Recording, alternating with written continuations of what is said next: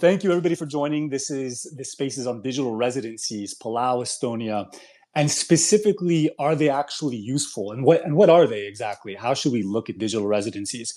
So you have a digital residency, something like the Palau digital residency and ID. It doesn't give you the right of residency in the country. It's not a citizenship. It doesn't lead to citizenship. It doesn't even give you a passport, right? So what is it exactly, and what's the use of it? And then obviously, who's it useful for, and is it worth the cost? Now, I look at digital residencies much more through the ID as through the lens as being an ID decentralizer. Okay, so legal identity. It's another sovereign-backed, ID. So another sovereign that is willing to issue you a backed ID that you can use for your life, right? And obviously, for different purposes, the ID is going to have different, levels of efficacy, right? Some people and some organizations and some entities and some governments are going to accept these IDs for certain purposes, and some are not. And that's been the purpose of my field reports on the Palau digital residency ID. I've basically been using my Palau ID and just trying to go around and use it for things that I would typically be required to give a government issued ID for. So things like purchasing alcohol, passing through TSA in order to fly domestically, giving it to a notary that requires a government issued ID in order to verify that you're the person signing the document. And I've had mixed results. For some purposes, the ID has worked, and for some it hasn't, right? But that's how I look at it, right? It's another way of decentralizing your legal identity. Typically, we only get government issued ID from the countries that we're citizen in or resident in. That's typical, right? So it's mostly quite difficult for a person to get an ID from a country that they're not citizen in or resident in, or at least have to travel to in person for some reason. That's not the case with Palau, right? You request the ID from your home country. You don't ever have to go there. And then you get this ID in the mail that basically says, so it's from Palau, right, which is a recognized nation, and it says that you are a resident. So I think for me, that's the use case that is most interesting. That's the use case I think is most interesting for my clients, right? Is basically being able to snowshoe out a little bit, okay, and not be entirely reliant just on one country or maybe two for your ability to prove your legal identity. Now, there's another cohort on the internet that's really, really interested in another use case, big use case, which is using the Palau digital residency and other digital residency IDs for crypto exchange purchases, right? There's certain crypto exchanges that are cut off to people that are citizens of certain countries or resident in certain countries. There's a lot of people, and there's a big thread on Reddit. People are using a VPN, Palau digital residency ID, and basically trying to use it in order to verify identity, to KYC, in order to buy or sell crypto there. I think that's a really interesting possible use case as well. I've also done a few field reports with trying to use the Palau ID for crypto purchases, but not with the VPN. Okay, so I'm just totally open and totally open about where I'm trying to purchase or set up the account or KYC from. And I think I've done 5 or 6 field reports with different exchanges so far. Most have not accepted the Palau ID without a VPN. 1 or 2 have, and I have a few more field reports that are forthcoming, as well as a bunch of other field reports from other, in other contexts, trying to use the ID for other purposes that are going to be forthcoming. So anyway, with that said, that's my experience so far. Of course, I have much more to say and add, but I want to hear from other people who have the ID. Patrick is here. Alex is here. If you have the ID, how's it been for you? Do you think it's useful? Who do you think it's useful for? Anybody who wants to speak, come on up. And I think I'm the only one who's designated as a speaker at this moment, so I'll add in my thoughts here. But I'd start by saying digital residencies are unique because we usually associate a residency with the right of residence, right? Similar to citizenship. Um, but if you remove the physical residence aspect of it, you get these other hosts of benefits. One of them can be identification, or it can be ID. And then there's another secondary level of benefits that can be used, such as access to. I know Palau spoke for a while about having a designated mailbox. So if you needed a mailing location, even though you weren't physically located in Palau, you would have an address, which is unique, which is, even though you don't live there, that's a unique potential option. And so separating these kind of benefits of residency without the physical act of being there is a really good way to kind of measure the benefits of an e-residency. Um, Speaking from personal experience, I actually have both the Palau ID and the Estonian e-residency. I think they're both very different. Um, I've only primarily used the Palau ID for identification purposes, and I've had pretty reasonable success with it. Actually, surprisingly so.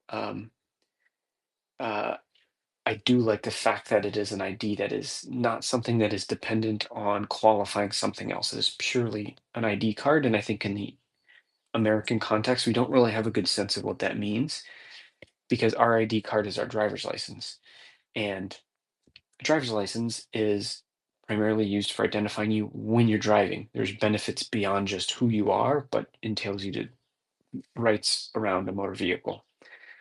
And in other countries, might have like a national health insurance ID card for a national healthcare program or what have you.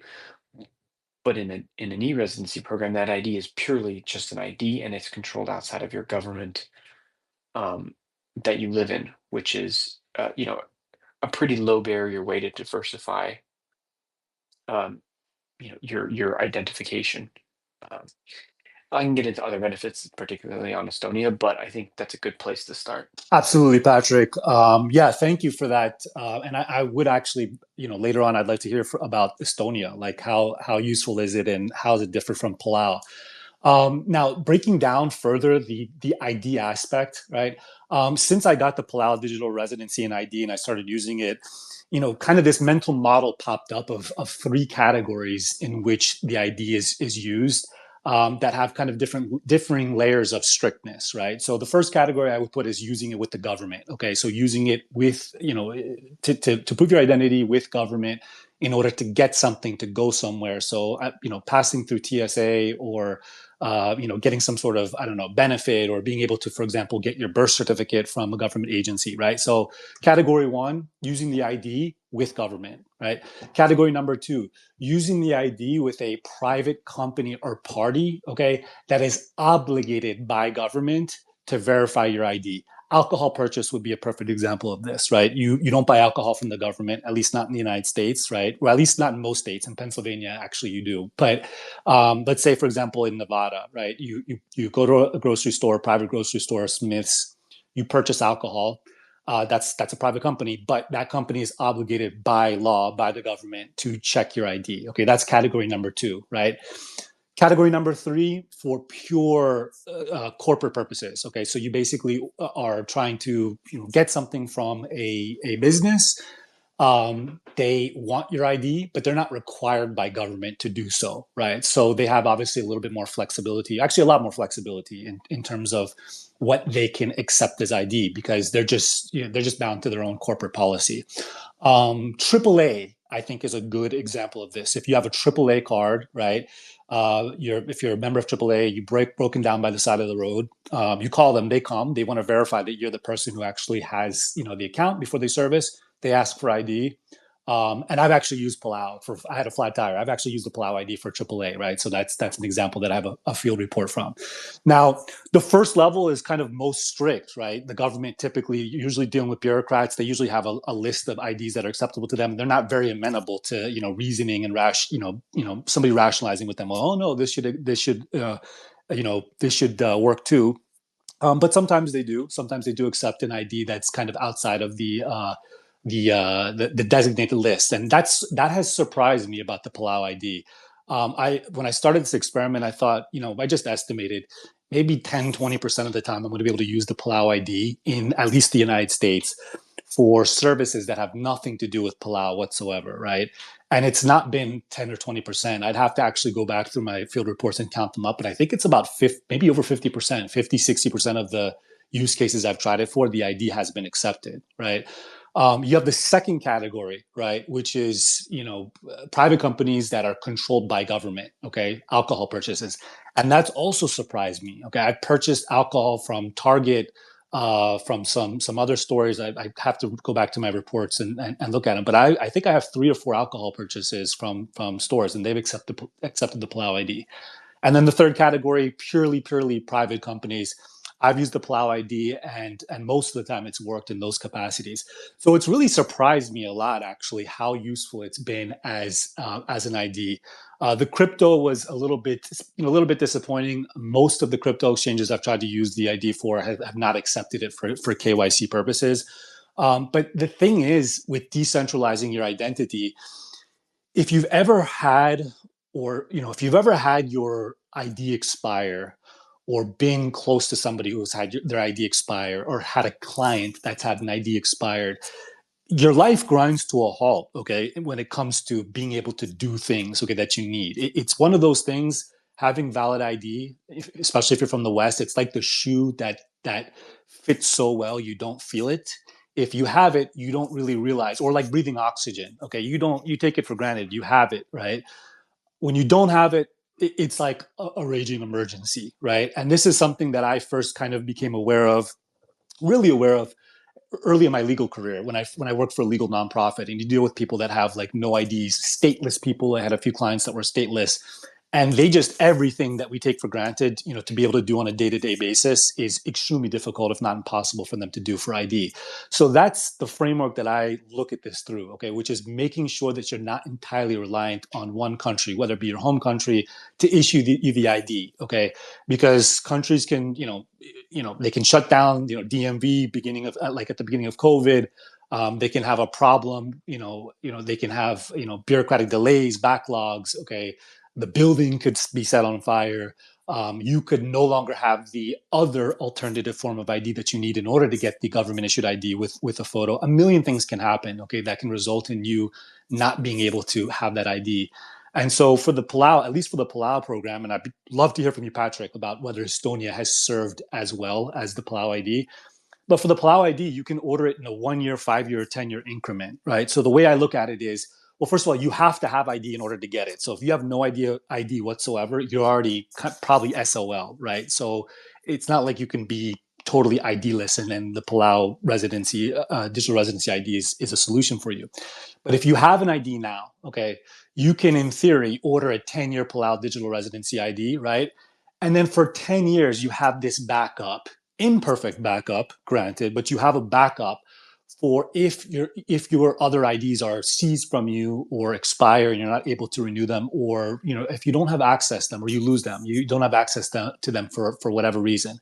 And then when you come close to that 10-year, the end of the 10-year period, assuming the Palau digital residency ID and program is still in existence, which I expect it will be, you can renew again for another 10 years. So that's the way I look at it, is you can get 10-year in a row backups, basically, that are imperfect, impartial, right? Or partial, I should say, in terms of like how, what you can do with them, but it's something. And when you have nothing, something matters. So I guess I'll give other people a chance here. Alex, and you always have thoughtful comments. Any thoughts on this, or digital citizen? Yeah, maybe another one that could be added is the ZEDI IDs. In particular, Próspera has the idea of e-residency. Although they don't issue a physical ID card, they give you an e-residency, and it gives you some rights in terms of access to their jurisdiction, company and corporation, to buy property. And I thought I would just introduce that as another one of these digital IDs. In addition, a kind of hybrid one is many Caribbean countries, they have temporary driver's license, which can be digital. I know St. Kitts has a e-driver's license that's temporary. And then they also have a physical card, although I think generally it's just a piece of paper as opposed to a traditional plastic ID card. But I thought I would introduce both of those. I am a Próspera e-resident, so I can speak to that. And I've also gotten a Caribbean temporary driver's license, so I could speak to that as well. Wonderful. Alex, have you been able to use either the Caribbean temporary driver's license or the ZDIDs for any services outside of those respective jurisdictions or online? I don't think I've used it outside of their jurisdictions so far. I can't think of any example. And neither of them are particularly favorable at the moment. Some cardstock driver's license, I think, wouldn't be accepted in most places, but I suppose another Caribbean island might accept it if they have a similar regime. Likewise, the Próspera residency is primarily designed for Próspera government services, but I suspect, and I think there might be some platforms that allow you to use the Próspera KYC. So there might be some use cases that will develop over time, but me personally, I've not used them for anything yet. Got it. I think the more jurisdictions are willing to issue IDs to their non-citizens and let's call it non-traditional residents, the better off everybody is. Okay, the better everybody is. Okay, because you're no longer single sovereign dependent, right?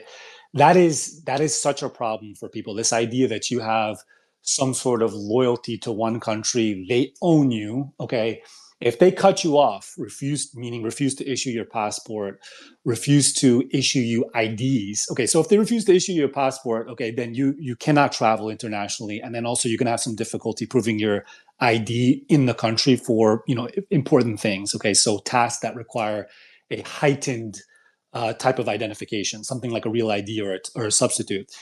But if a country cuts you off from your ability to get just ID, okay, whether it be a driver's license or just an ID card, they really own you. I mean, really, like I said before, your life grinds to a halt. Okay, and in the United States, thankfully, in the U.S., people who have not been able to get IDs, it's typically because of bureaucratic log jams or some sort of bottleneck or being unable to prove something that's required.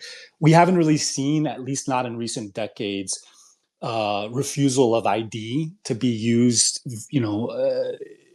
by the government or state governments, in kind of a nefarious capacity. But that's a tried and true tactic, okay, throughout the world, okay, especially by nation state governments. There's endless examples of places that they know that if they refuse to allow you to renew your identification, you're going to be extremely limited in how you're able to live your life, move around, even domestically. So the more sovereign identities that are available to non-citizens and non-traditional residents, the better, right? And I guess this is a segue to Patrick's idea. Patrick has written and he posted a letter to the Vatican, humbly suggesting the idea to the Vatican that they issue a Vatican sovereign-backed ID to, and Patrick, come in and correct me if I'm wrong, but basically to people who are either Catholic or at least identify and support the Catholic nation. And I think it's a phenomenal idea. So Patrick, why don't you come up here, tell us more about your proposal and how you kind of envision this if this were to go forward. Okay, anyway, I'll speak until Patrick might be busy until he comes up. So I think basically Patrick's idea is that that the Vatican issue something similar to the Palau ID. Obviously, it would be a revenue generator, right? The Palau ID is roughly $250 a year. I think it's $250 for a single year. You get a slight discount on the yearly rate if you buy a 5-year or 10-year ID. But the idea is basically that people who support the Catholic Church, the Vatican, would get a valid government issued ID. And it would be a way to contribute revenue basically to the Holy See. I think it's a great idea. I think it has the chance to become much bigger than any other digital residency ID program, just because obviously there are so many Catholics in the world. But, it's not just Catholic. I think we as people, everybody likes to feel like they're part of a group, right? They're part of a team. Like, you have your team that you cheer for, okay, whether it be, your football team, your basketball team, your religion, or whatever it is. And people like cards. People love IDs, they love cards, they love certificates, things that basically that are tangible, that they can point to and say, yeah, this symbolizes my affinity for, or my interest in. So I think if Patrick's proposal ever got an audience with somebody who actually has the power to act on it, I think it'd be possibly huge in popularity. Yeah, I came up with the idea because, with the change in leadership at the Vatican, um, there was all this discussion about how the finances of the Vatican are a little bit challenged and have been for a couple generations. And part of the reason is because as a sovereign country, they don't have a regulatory body telling them how their accounting should work. There's no Sarbanes-Oxley for the Vatican, right? It's oftentimes costs are controlled by old-fashioned ledger, like physically written down with a pencil. And so um, my thought process was that, well, the reason that they have their financial troubles, part of the reason, among the many, is that there is they're a sovereign country and no one can tell them what to do in terms of transparency or financial management. And so on that very coin, flip that coin, it means as a sovereign country you could issue an ID program and no one can tell you what to do. And so the beauty with that is that the Vatican, by its very nature, doesn't physically have the geography, let alone the theological protocol to accept a bunch of citizens. That's you know doesn't really work that way. But having an ID as a digital or physical ID, which I think it would be much better as a physical ID, it would promote more church causes with a physical ID. Um, but the idea is that it provides you with some sort of benefit or affinity, and you don't necessarily have to be a Catholic. But if you acknowledge the sovereignty of the Catholic Church, I still think that gives you a solid ground to, um, to buy into the authenticity and representation that a sovereign-backed ID would present. And I think it markets itself significantly better than the marketing burden that Palau or Estonia or even even Próspera have to overcome in order to say, hey, this is a worthwhile product, and here's why. Like, I think the Vatican, that there's a big advantage built in there. So that's where the idea came from, and kind of the background on it. And I'll use that just quickly to segue. I know it's a little bit of a throwback to our conversation earlier between Palau, Estonia, and Alex was talking about Prospera and some of the e-driver's license, which I didn't know about. I actually find that quite fascinating. But I think it goes back to the idea of having different tiers of ID, whether they be photo ID, one that can identify your likeness, one as just a general ID without a photo, or one that's just physically a digital ID. And so I think the reason that Palau's is interesting is because it's both. It's all three of those things. And that's why you're allowed to use that kind of ID for so many services. Whereas Estonia, that you do get a physical card, but it doesn't have your photo on it. And so even though you get a physical card, it functions more like a digital ID. And I would guess similarly, Prospera's digital ID functions similar to that, in that its biggest benefit is with the issuing sovereign organization or country, as opposed to having a little bit more of a broad-based service aspect or access aspect to it as well. And so I think it's getting pretty academic, but having that understanding of the value of the ID and the form it comes in, and how that impacts your sovereignty, because it can democratize the services available to you, or it can centralize them with just the issuing authority. Absolutely, Patrick. Totally agree. Right. As a thought experiment, I just think to myself, right, would humanity be freer or less free if every person on Earth had a recognized sovereign issued ID from every country on Earth? So imagine, I know, let's say it's 190, right? I know obviously there's different thoughts on how many countries exist. Let's say it's 190. What if everybody on Earth had 190 IDs, one from each country? Would people be more free or less free, right?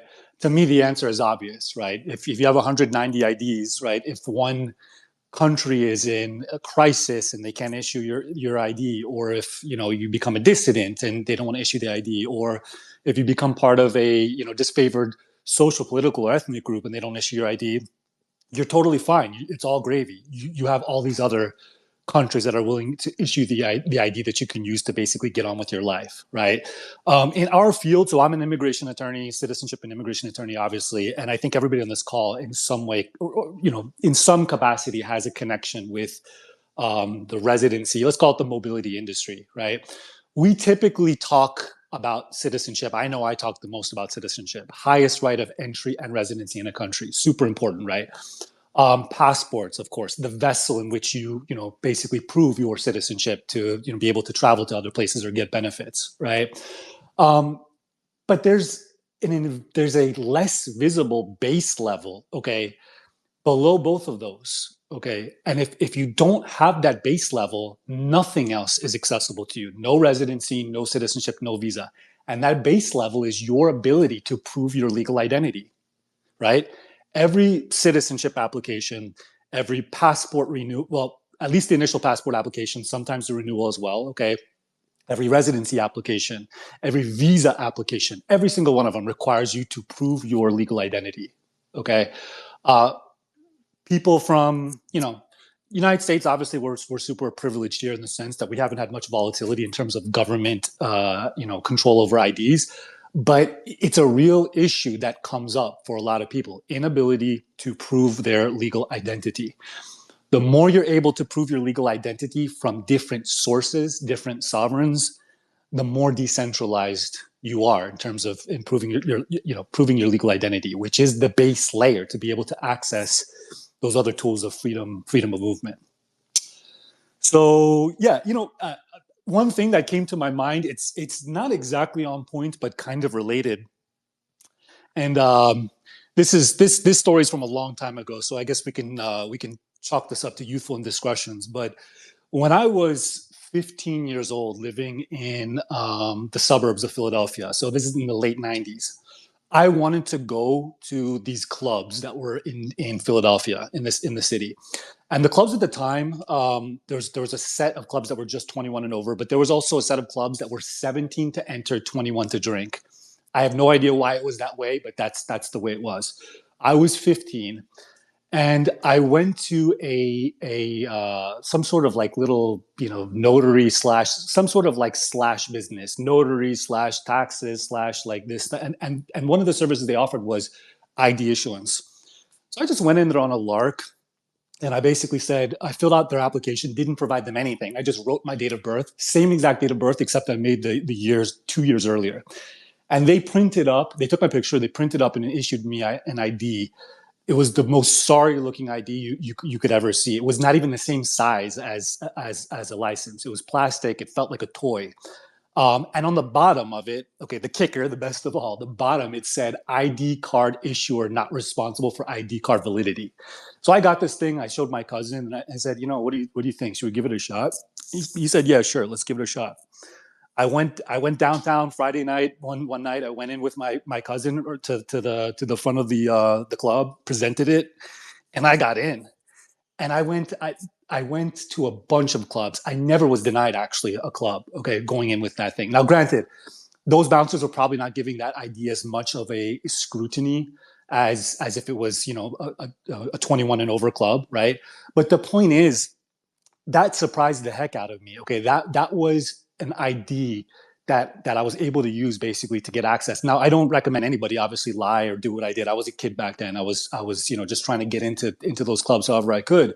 But there's a lesson there basically in that if you present an ID that's outside of the norm that's expected, oftentimes it's going to work.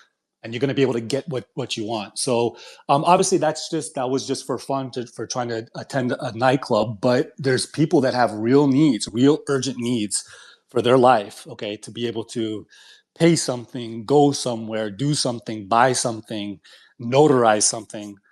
These are real issues with real consequences for people that are not able to get them done. Okay, so yeah, this is so far how I see the Palau ID. I haven't gotten the Estonian ID. I don't really know much about it. I just know what I've read online. Patrick, would you feel comfortable sharing how your experience has been with the Estonian ID? Yeah, happy to. This is going to be relatively short. The Estonian ID, it's not really worthwhile for its intended purpose for Americans. The idea is that Estonia, gosh, maybe 10 years ago now, said, they're basically a city state in terms of their size and scope. I mean that as a compliment, not as a criticism. And so they centralized and digitized all of their government services, pay taxes, do, everything is filed digitally. And so they said, well, this is obviously a scalable model. And so they offered the e-residency as a way to access those services and not physically visit the country. And so um, the unique part about it is that it is unique to you as a person, but it provides you the opportunity to set up a business in Estonia. And so if I wanted to set up an extension or a wholly owned subsidiary to file locally, organize it there, and pay Estonian taxes, I could. As an American, that doesn't really make sense because there's no tax advantages to being an American. Um, but the unique part about it is that I got it a little bit as just a thought experiment. There's a second reason I'll get into why I got it, but the other unique part is that it doesn't get mailed to you. You do have to visit a consulate to acquire it. Um, for me, being located in New York, that was literally down the street at the time. Um, but if you don't live close to a consulate, then it can be a little bit challenging where you have to time it to being in one of their city centers. And because Estonia is not Mexico, they're probably not going to have a consulate in San Antonio or San Diego or something like that. They might just be, I actually have to check. I don't even know how many consulates they have in the United States, but I would be shocked if it's more than six. So that's kind of the background on it. It primarily is a business tool. If you're someone who exists in a place where taxes can be complicated, but it's a territorial tax system, say you live in an emerging market and you want easy digital access to structuring your individual enterprise, and the Estonian tax system is less than the one in which you're at home, and therefore you're earning money abroad despite living in your home country emerging market, then it can be quite valuable. um, there is a secondary benefit, and I think or springboard benefit, I think is the term we were using, or maybe a satellite benefit, but it is that when the EU makes policy changes or asserts rights of individuals, some of you know where I'm going with this. I have to check on the status of it, but recently it was asserted that within France, um, every person has the right to a bank account. It was their way of enhancing, what we call financial inclusion or digital inclusion, because they didn't want people, who were new immigrants to the country to live in the gray, the gray unofficial economy. And so part of that is making sure they have access to a bank account. Well, because of that, because of the extension of those rights beyond France into the EU, it essentially means that it could be argued that anyone who has residency in the EU has the right to a bank account. And that would legally include Estonian e-residents, because e-residents do have access to government services in Estonia. And so for a relatively modest fee, I don't know what it is now. I think it was around $150. An Estonian e-residency is good for 6 years. So even if you don't use it for structuring your own enterprise, I do think there is the possibility the real possibility that the rights extensions within the EU can apply to you, and that would provide you potentially with a benefit, be it for, like a bank access, like banking services, or other countries' acknowledgement of those rights will allow you to really kind of enhance your sovereign footprint. So I'll leave it there, but I'm happy to answer any questions on. Alex, since you have connection with Prospera, do you think there's any chance that Prospera or any other Zede might issue IDs that possibly with an eye towards the person being able to use it outside of the Zede? I mean, obviously, I know that one jurisdiction doesn't have authority to oblige another jurisdiction to accept its ID, but there's certain things that can be done with the ID that just kind of make it look more like universal rather than just something that's to be used internally. Any plans you think to do that, or any possibility of that for anybody who might be interested? So maybe there's some people listening to this, they're interested in the Palau digital residency or Estonian ID, and they don't have it yet. One thing that I think just bears mentioning is how user friendly the sign up process is for the Palau ID. It's the easiest process I think I've ever gone through for any type of mobility benefit or purported mobility benefit. I would say, without exaggeration, it might have been 15 minutes from start to finish, from pulling up the browser to submitting the application along with everything that's requested, including a photo of myself. I'm extremely impressed by it. I think that Palau has made the process so easy to apply for it.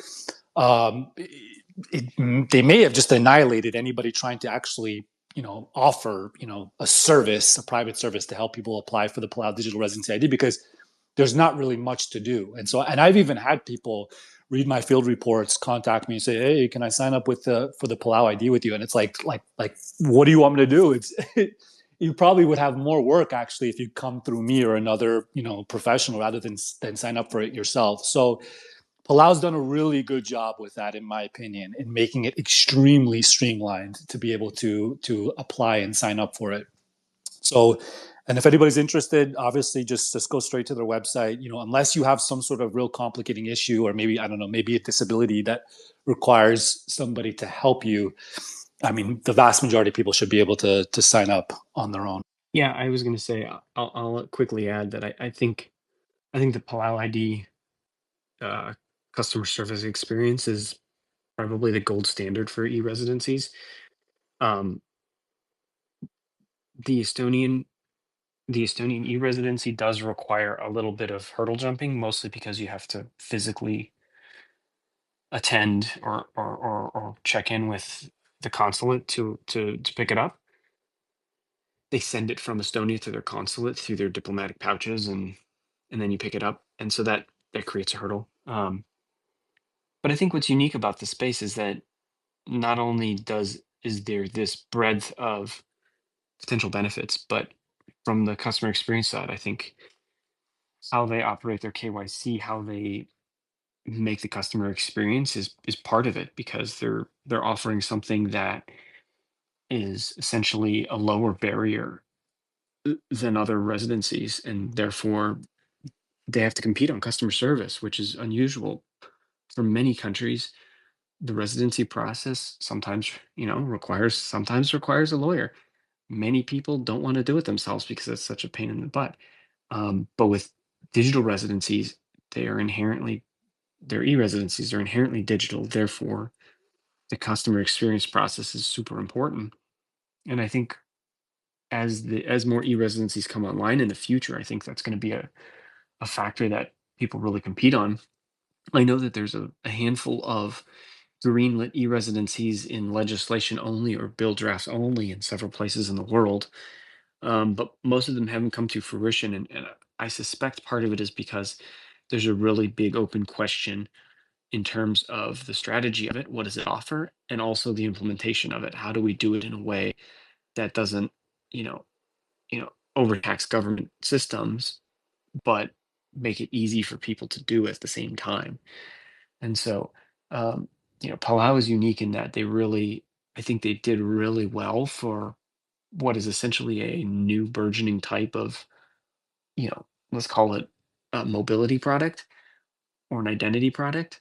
But I'm sure in the future there will be competitors that will offer something similarly compelling, and they'll have to differentiate their self somehow, and it's either going to be through that benefit or through that customer service experience. Totally agree. Patrick, what do you think an ID, a digital residency ID, should have to increase the chances that it's accepted outside of its jurisdiction for purposes? How should it be? How should it look? Oh, I mean, in a perfect world, it has to have your physical photo on it. That's kind of the gold standard for an ID.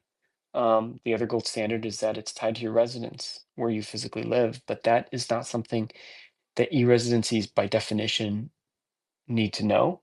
And so I think it's going to look similar to the Palau ID. It's going to be, it's going to have your photo. It's going to have uh, descriptors that are observable.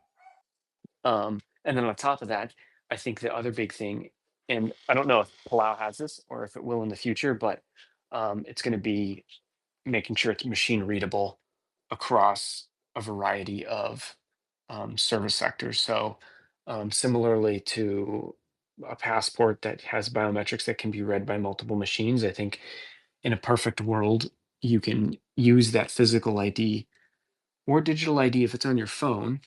That introduces a whole host of other factors, but that you can use that ID to interact with um, service terminals beyond just the issuing country. I think that'd be the gold standard. But the Palau ID is nice because it is the standard ID size. It fits in a wallet or it's the size of a business card.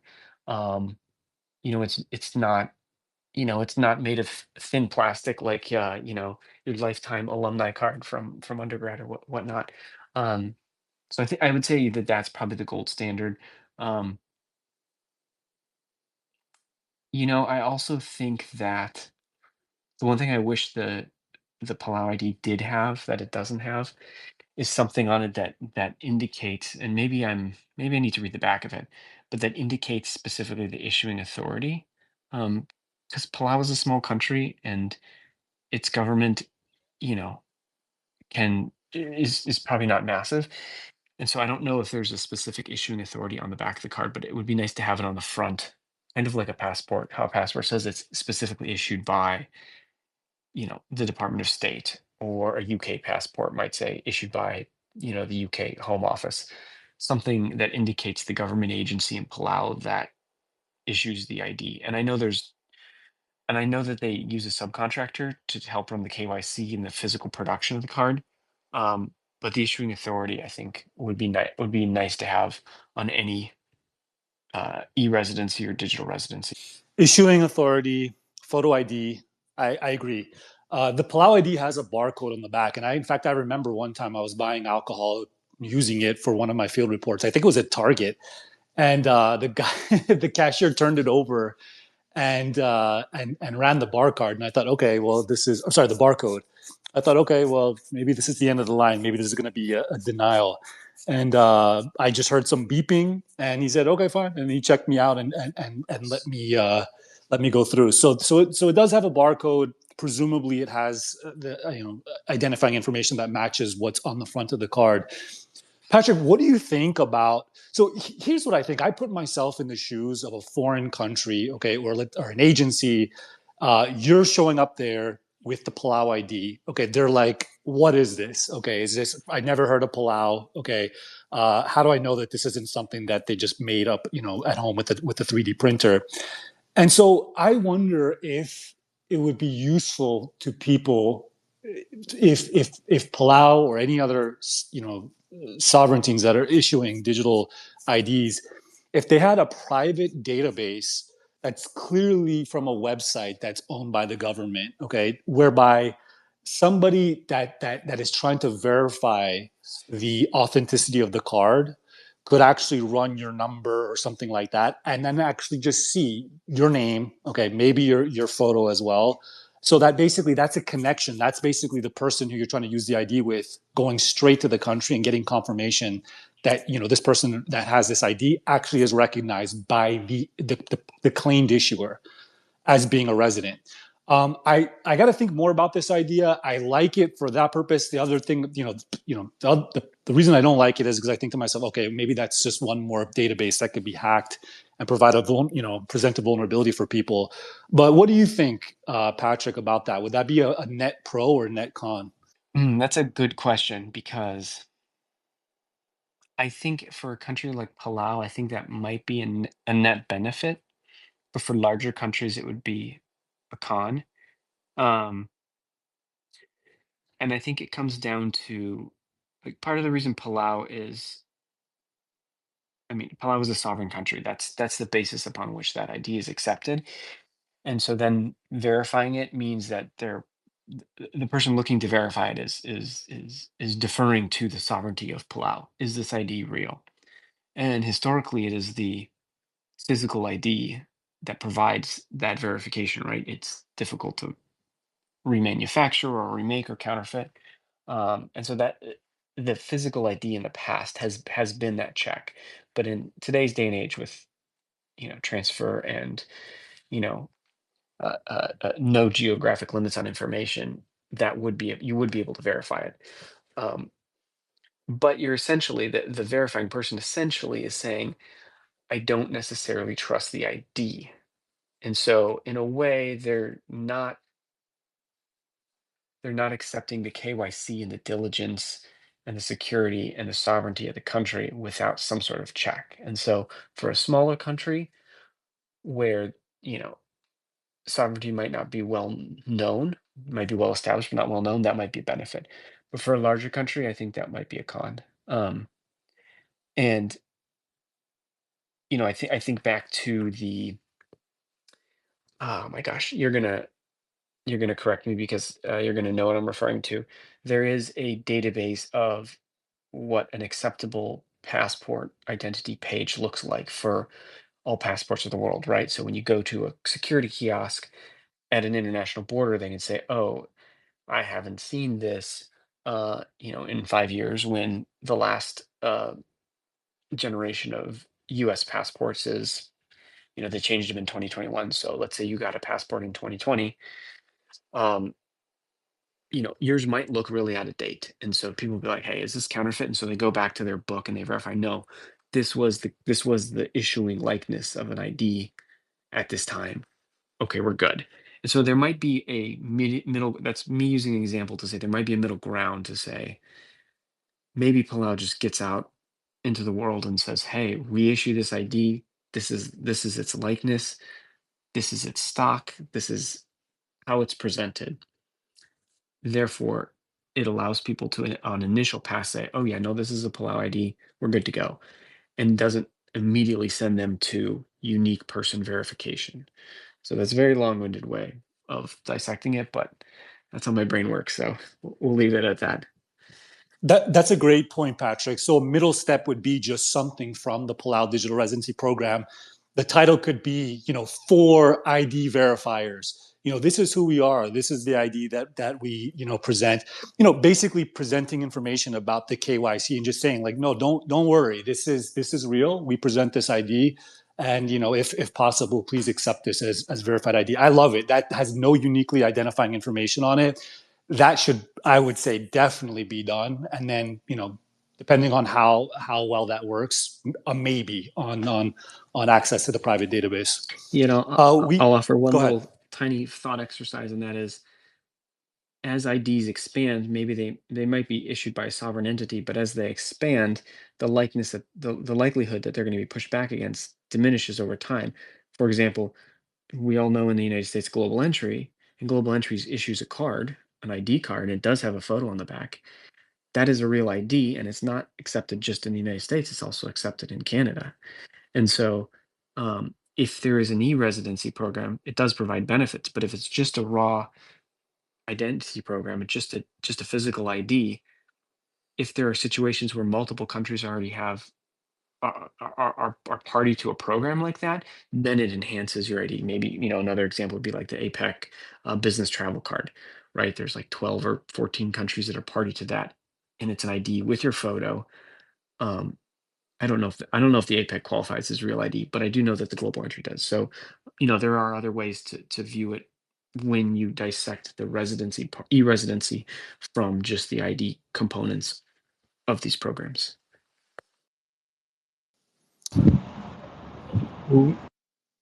We have Mr. Alex back. We have Mr. Andrew Starr and Mr. Amin Dinar. Feel free, anybody who'd like to speak. Yeah, I wonder if the e-residency market will be beat out by actual residency program. Say a very isolated Pacific island, Palau could be an example, Nauru, one of these. They issue a residency card. They sell it something like you invest $1,000 or you pay $1,000, you get a residency card for 1 year. And then you get an actual card, actual residency rights. And from there, you can create driver's license, banks, anything that a residency card would normally allow you to do. Because what's the real cost difference from the country if they're very isolated from an e-residency to an actual residency card? I don't think many people are actually going to live in Palau. And if they do, what's the real cost of Palau anyways? So it seems to me that likely if there's a few e-residency programs competing, one of them will say, hey, why don't we just make this a normal residency? Mexico hands out residency pretty easily. Seems to work out well for them. Why don't we just hand out residency very easily, pay $1,000 or something like that, and they can get full residency. So I wonder if that will be the future. Hey, Alex. Yeah, that's a great idea. Andrew here. The problem, of course, are what do you do about the overstayers, right? So you have someone from a developing country, they pass KYC, they're clean, there's no problem, and now they're hanging out. They do make it to a Nauru, they do make it to a Palau, and they just don't leave. Right, then you got to deport them, or they get hurt, or they get sick, right? And they're going to rely on public health care systems in some of those places. I understand your point is, yeah, but they're not going to get there in the first place. It's so remote, there's nothing to do. I get that, but I'm just giving you what the pushback could be from, for example, the government of Palau or the government of Nauru in particular, because there have been attempts at, a limited golden visa, if you will, for a year instead of a 5 or a 10 year. And there's always that concern. The problem is that you're not thinking like a statist. Shame on you. I'm just teasing you. But otherwise, what you're saying is great. Why settle at a $200 price tag that Palau gets, or $260 for the 1 year, when they could just as easily get $1,000? Or, whatever their cut of the portion would be. So I 1,000% agree with you. You're right. But the concern isn't for people like you or I that just want to have a bona fide residence, right? So I get what you're saying. But no, this is a Yeah, but Go ahead. Can't you solve that by just, for the hospitals, you just require that people pay? I'm pretty sure there's countries that do that. I don't know what the policy is in these specific countries. And for the deportation one, it's a little harder, but you could just have anyone coming in needs to have a return ticket that's non-refundable, and the date can be changed. So they can just have their $500 credit for it. If they skip their return ticket, require that the airline honor that credit for a future exit ticket. So you have the prepaid exit ticket, which is really not that, it's less than $1,000 to get the exit ticket anyways. So if you price it right, the government, worst case, can buy out the exit ticket if needed and come out ahead. And then they can just ban the healthcare services for people who don't pay that aren't citizens. No, I hear what you're saying, and the thing is, though, you'd want to make sure it's not one of those $10 onward tickets, right? I know a lot of people, they buy the phony, or it's not really a phony, it's an onward ticket that you could buy for 10, 20 bucks. I've never done it, but some people I know have. I'm familiar with that. You got to make sure it's not that, and you got to do what the Schengen member countries do, and right, require some sort of travel insurance that has a healthcare component to it for the duration, right? So let's say it's a 1-year residence permit, so they got to have a 1-year policy in place. That's legitimate. I mean, I don't like that ideologically or philosophically. I doubt that anyone here does either, but that would be their, I guess, sovereign right to impose such a condition.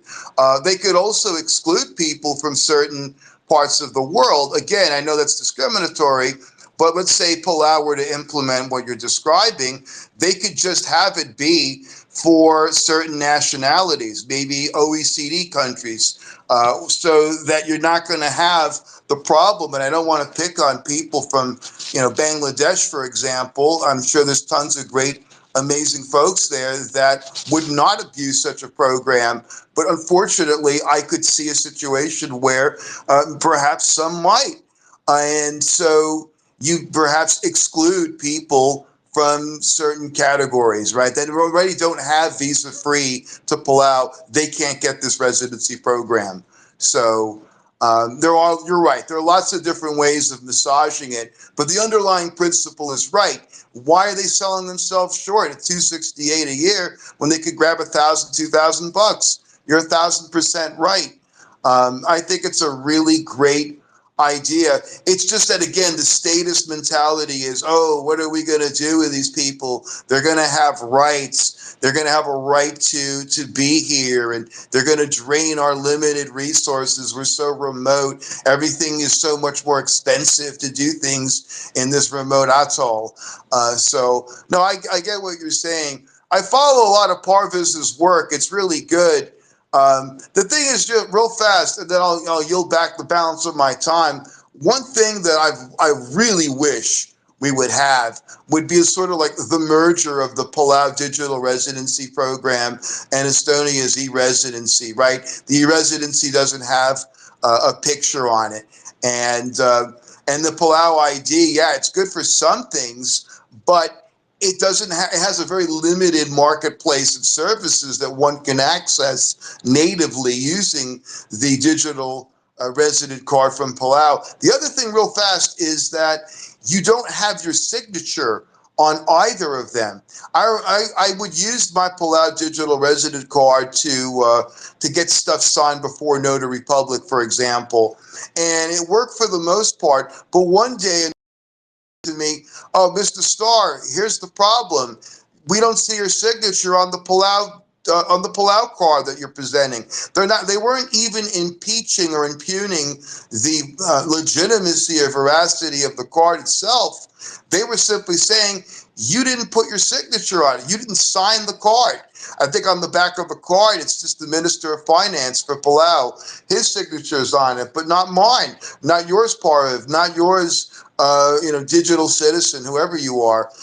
So that's the thing that I think they should rectify, is they should allow us to upload our digital signature that would appear on the Palau digital resident card.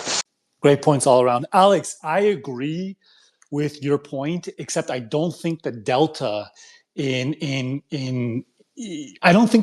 price between a purely digital residency and one that actually allows true residency can be that low. Because remember, although the country might be super remote, and partially to Andrew's point, it may be super remote, maybe the average person doesn't ever go there at all, let alone go there and abuse the services. But desperate people do desperate things.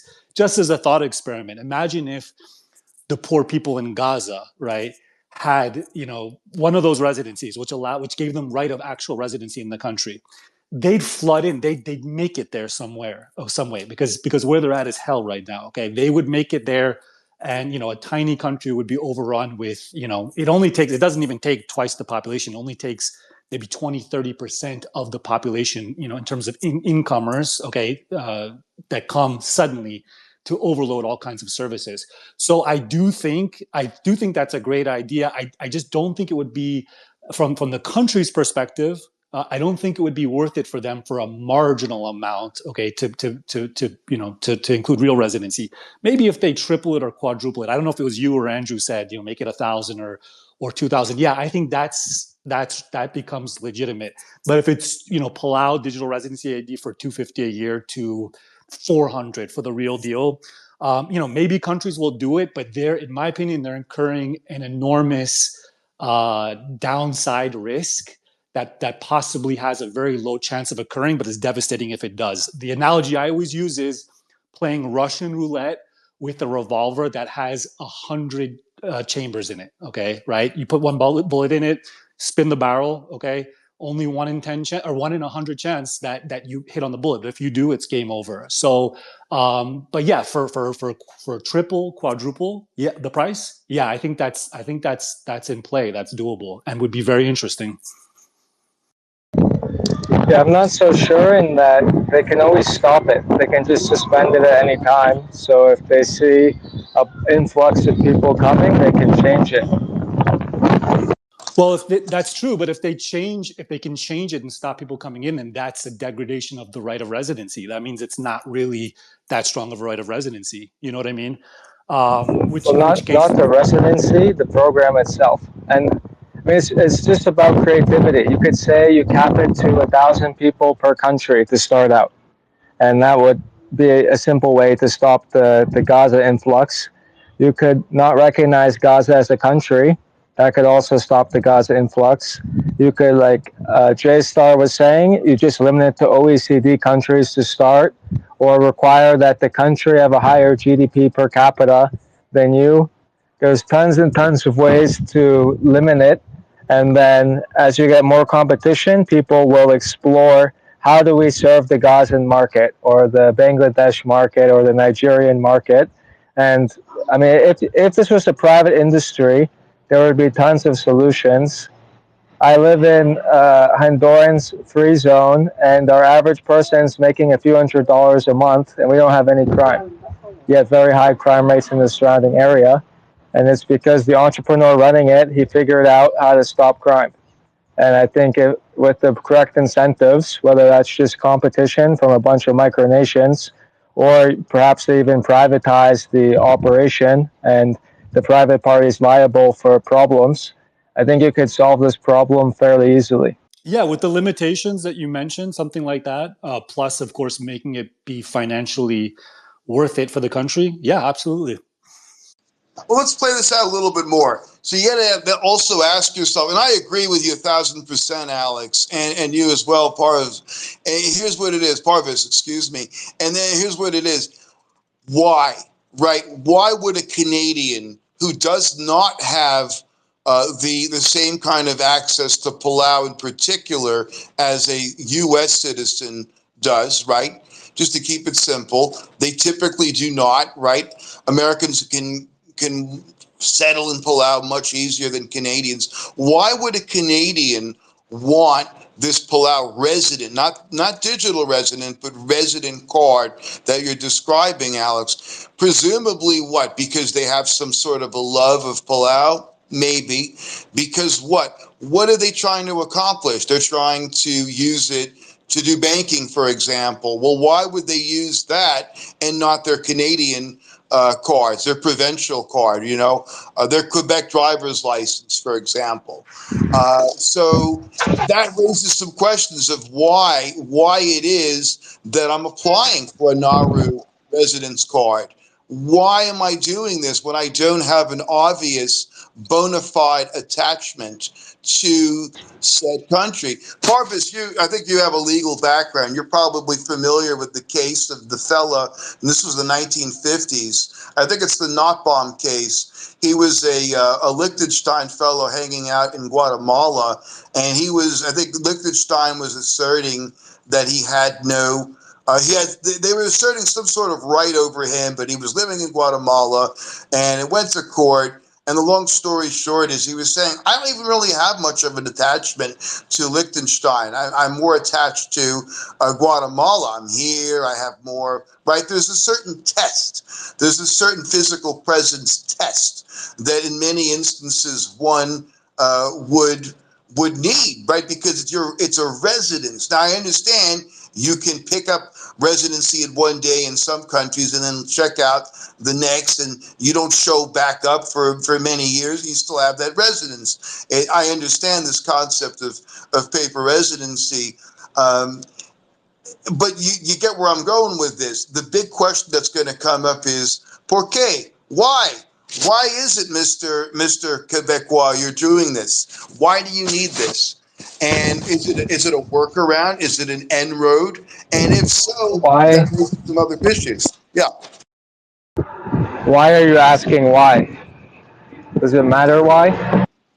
Yes, because it's very likely that the government of Palau or Nauru would want to know, because they don't want to have their card sanctioned, right, for their own citizens. You see what I'm saying?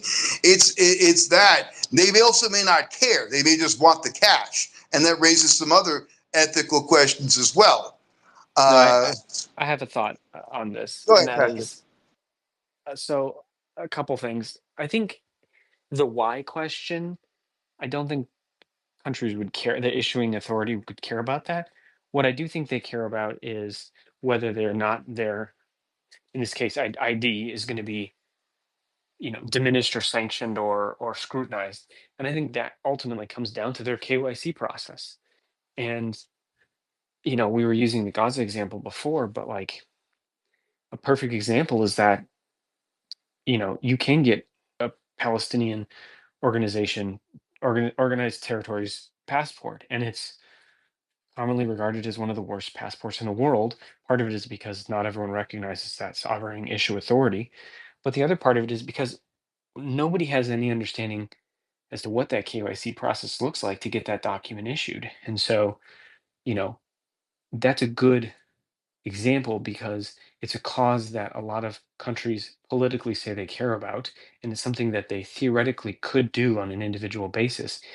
Yet that document is still incredibly scrutinized and not accepted in most places because there's no KYC process.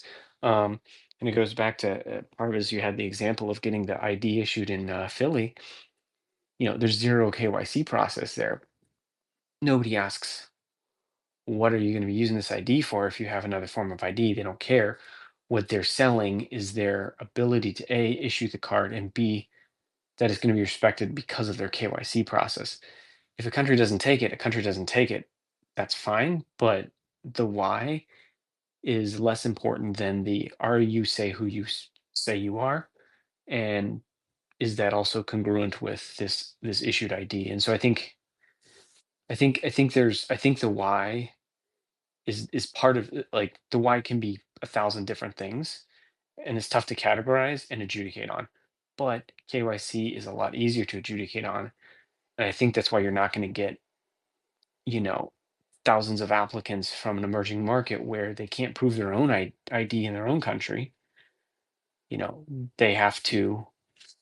There's no way they can pass a KYC because they don't have any document in their own country. It's like the people who live on the nomadic, uh, the nomadic steppe of Morocco. They've been there for 800 years and they don't have any physical documents in their own country that they live in, and their ancestors have lived in for 800 years.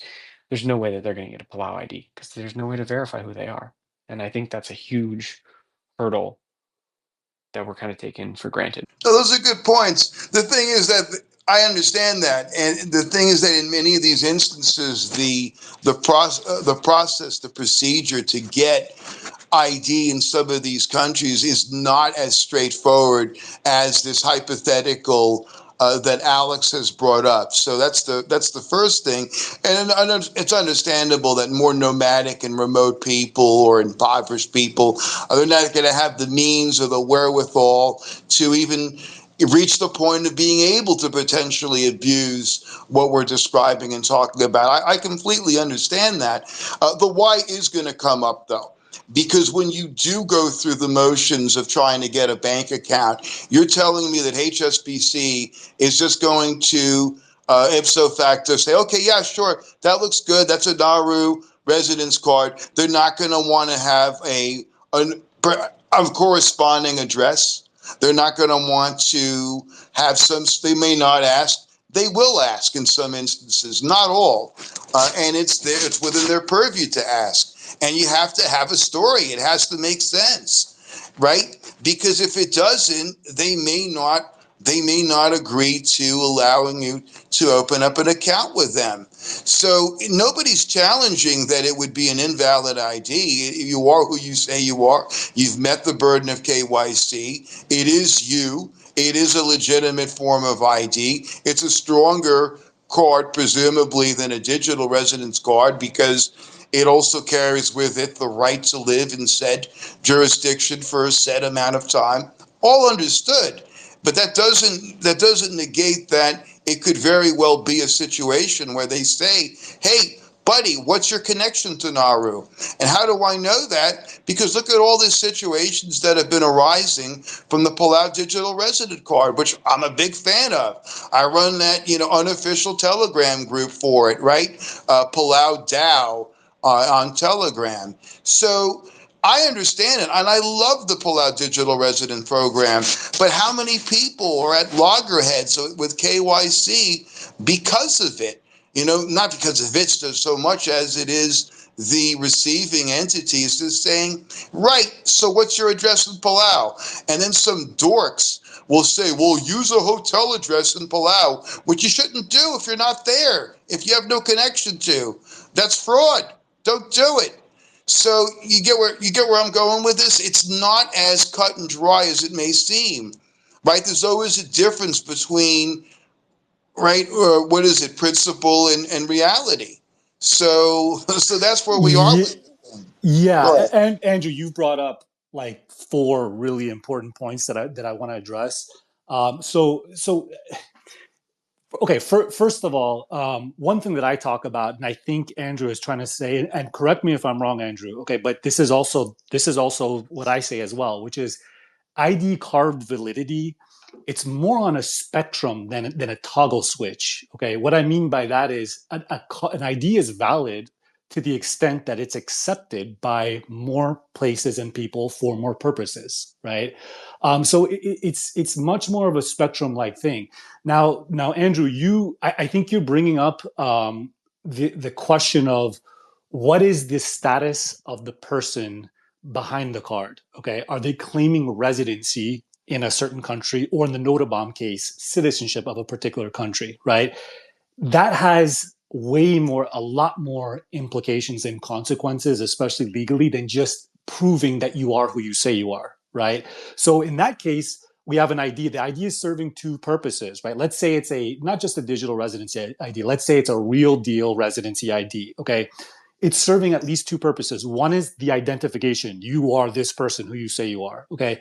The other is you're this person that has this legal status, okay, resident of this country. That matters for banks, that matters for taxing agencies, that matters for a million different entities, because there's triggering consequences of a person being a citizen of one country or a resident of another country, right? For that, and in that regard, I agree entirely with Andrew. Okay, forget even digital IDs, or residencies. If you are a resident in a country or claiming citizenship in a country, right? It's got to oftentimes pass the smell test of whoever you're presenting that ID from, right? Even something as simple as presenting a citizenship or a passport document, okay, and not having the physical appearance that is stereotypically associated with that, that country, that sometimes can earn an extra layer of scrutiny or level of scrutiny, right? It's not necessarily legal, it's not necessarily policy, but that's just human nature, especially by bureaucrats and people that are accepting IDs, right?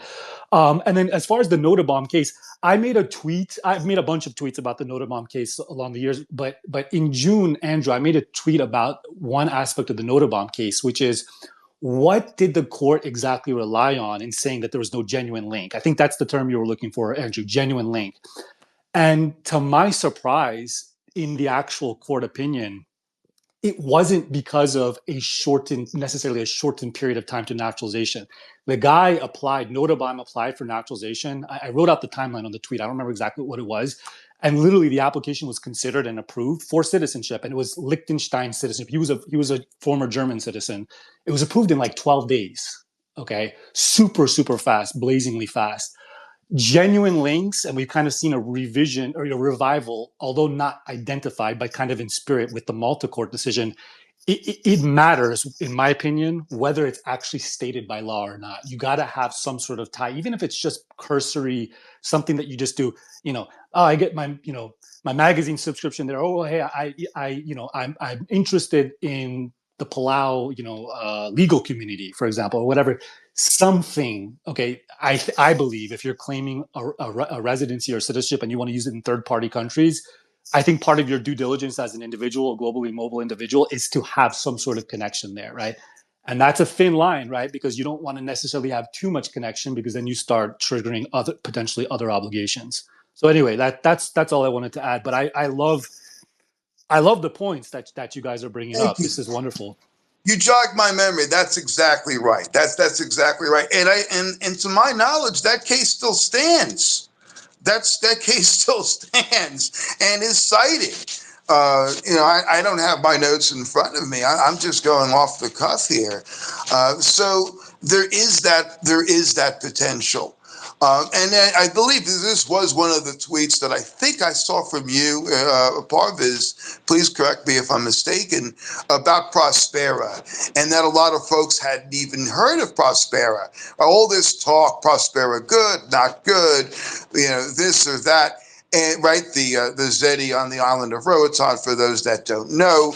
And I believe your point, which I happen to agree with 1,000%, I think it's brilliant, and it's the point that I've made myself is, yeah, right, the average person hasn't even heard of Próspera. The average person hasn't even heard of Palau, which is obviously a different situation. It's a fully independent country.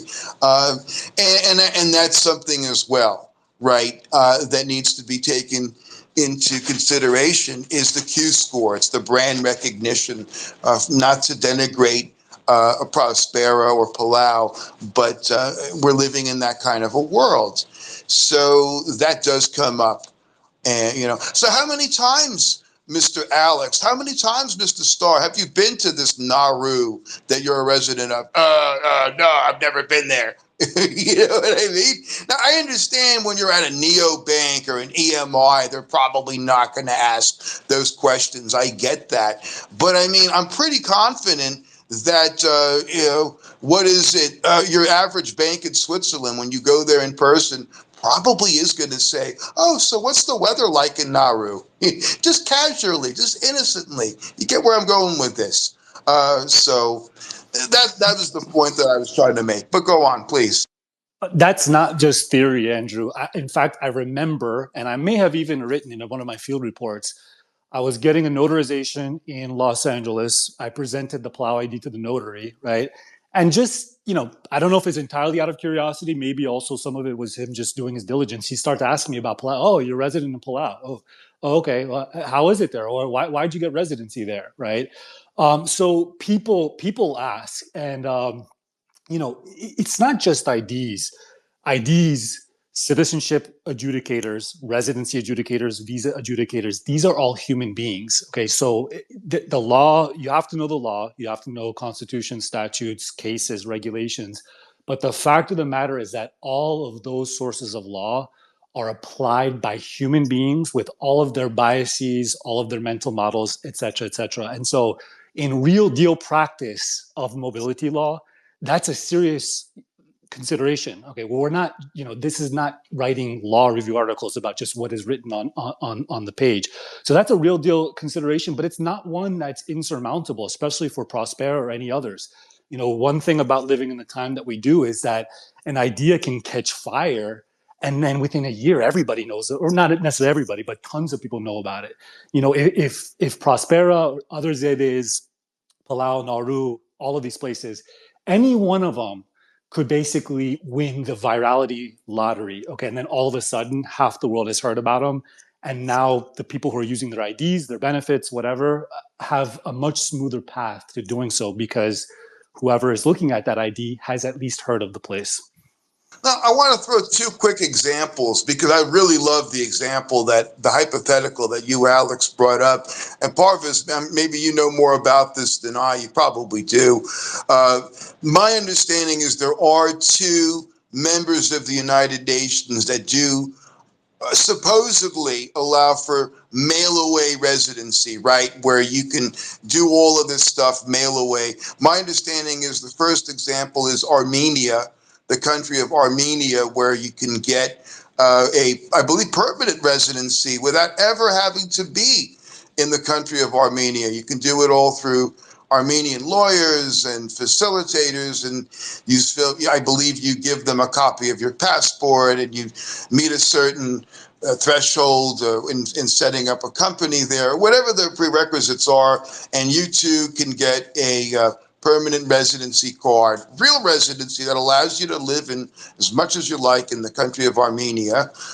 So I believe that's one option. And the other, I believe, is Vanuatu, right in the South Pacific, not their CBI, but just a straight up residency type situation, which I think may have a pathway to citizenship. I'm not certain about that element.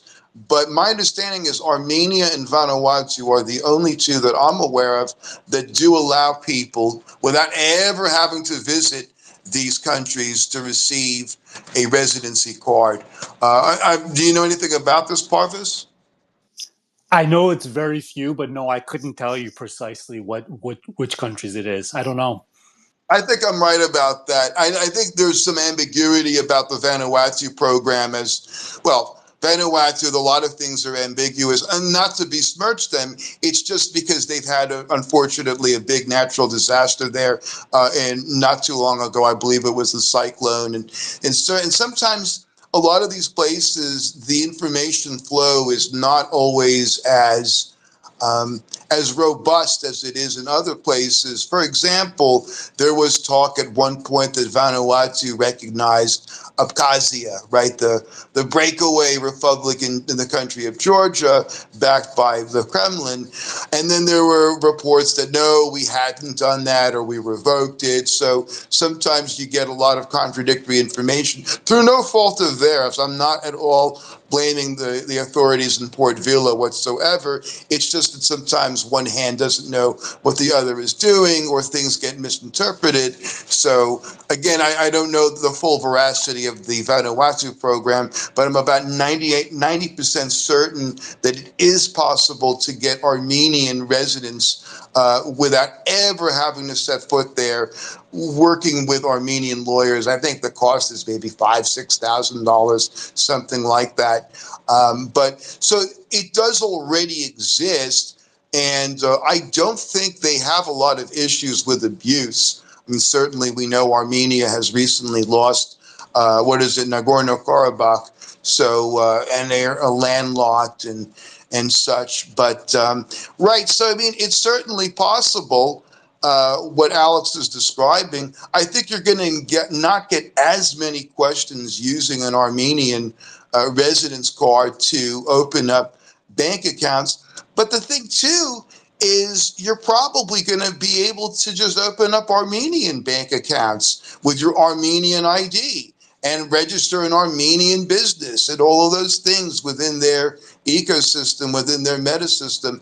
These things don't exist in Palau or Nauru, for example, much to, I think, our chagrin. I would love to see Palau have a more robust ecosystem and marketplace similar to what Estonia, to go back to the original thesis of this discussion, where as a Palau resident, digital resident, whatever you want to call it, you maybe you swipe your card through a USB reader, sort of like the Estonia one, and poof, it pops up all of these services that you can avail yourself of. There's maybe a Palau bank.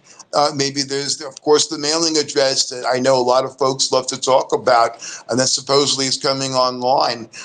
So these are some of the things. Of course, the other fantasy is the interoperability among these different programs. How cool would it be? You're an e-resident of this, or you're a digital resident of that, and you're able to access the other services and things of that nature. I mean, that's certainly something that I've championed in the past, and I would love to see that happen. How that works out, who knows? But yeah, that's what I know. I mean, what are your thoughts on that, Parviz, or Alex, or Patrick? Or I see we have very good people here. I see we have Boris, we have a lot of very cool people. But I'm going to I'm going to yield back the balance of my time. Yeah, the more the better, Andrew. I don't know if you were here at the beginning of the discussion, but I believe, hands down, the more countries that offer sovereign-backed IDs for people who don't have to go through the rigmarole of traditionally what it takes to get a residency, the better, right? If everybody had 190 IDs, government-issued IDs from 190 countries, everybody would be, more free. I think the specific value proposition of the digital residence and IDs is it being cheaper, not 5,000, 4,000, etc., and not requiring the person to be physically present in the country or to even go one time, right? Because if you have the money and you have the will and ability to travel, well, then, there's a number of low maintenance residencies all across the world that you can get, right? And that would still be, there might still be valuable for a small country, Palau, to do that. But what's unique, the special sauce, in my opinion, is getting the ID without ever setting foot in the country and for it to be cheap. Let's hear from other people. Or Andrew, anybody who wants to speak. Go ahead. Well, I see Boris. Boris! I think that's Boris. Can you hear me? Now we do. Yes, we can. I chimed in. I saw the notification. I have missed most of this, but I can say that if it's possible to legally avoid paying taxes, then by having digital residences or so on, I support it. This is very good. I will also add that from my perspective, I do not want my son to be in this situation. I want him, when he grows up and he has to work, I want him to not constantly run away and look for gimmicks. I mean, I'm doing this and I don't like that because my mind is better spent elsewhere. My mind brain cycles. So I want to actually work towards creating a place where you will be actually free and you do not have to resort to having bogus citizenships.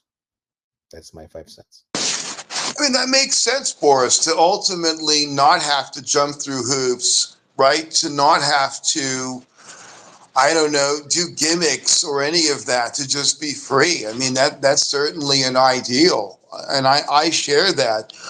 My understanding of e-residency and digital residency is it's markedly different from tax residency, and I don't believe it offers any fiscal advantages to my knowledge. And I know that there have been some people, particularly on Discord, that like to imply or suggest that, you won't have to pay any taxes to Palau if you become a digital resident of Palau. And that may be true, but that doesn't mean that you're not going to still have to pay Germany if you're in Germany, or Canada if you're in Canada. So it doesn't absolve you of whatever obligations you may have to Ottawa or Berlin, just because you run out there and get yourself a Palau digital resident card, or you become a bona fide resident, terrestrial resident of Palau, for example.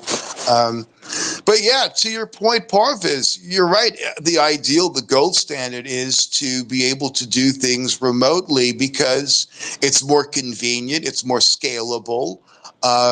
You may not want to travel to Nauru or Armenia, or wherever it may be. Maybe you do want to go there, and that's fine. But I think what it boils down to for me, and I don't want to really monopolize or dominate too much, is I personally don't want to do inorganic stuff, right? I don't want to inorganically feel that, I have to go to a Nauru to pick something up just because I want a resident permit, right? That would be inorganic behavior. If I was planning on going there anyway, then that's great. While I'm there, I'll pick up residency, no problem, lickety split.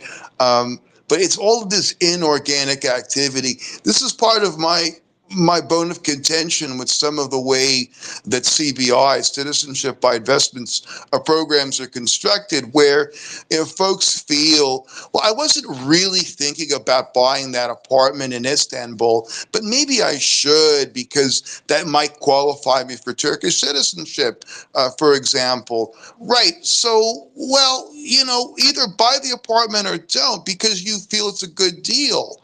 Okay, I understand the passport. or the potential of a passport is the icing on the cake, or perhaps it sweetens the deal somehow. But if you were thinking that maybe you would rather really have an apartment in Thessaloniki, Greece instead, then do that. You get what I'm saying? So that's one of my contentions with a lot of this stuff, is I feel people go out of their way to do things they wouldn't normally do for some sort of perceived benefit. And that's, if you should get the benefit by doing what you normally do, ideally, right? Ideally. But isn't that kind of the entire point of this citizenship by investment, is to attract investment that wouldn't otherwise happen?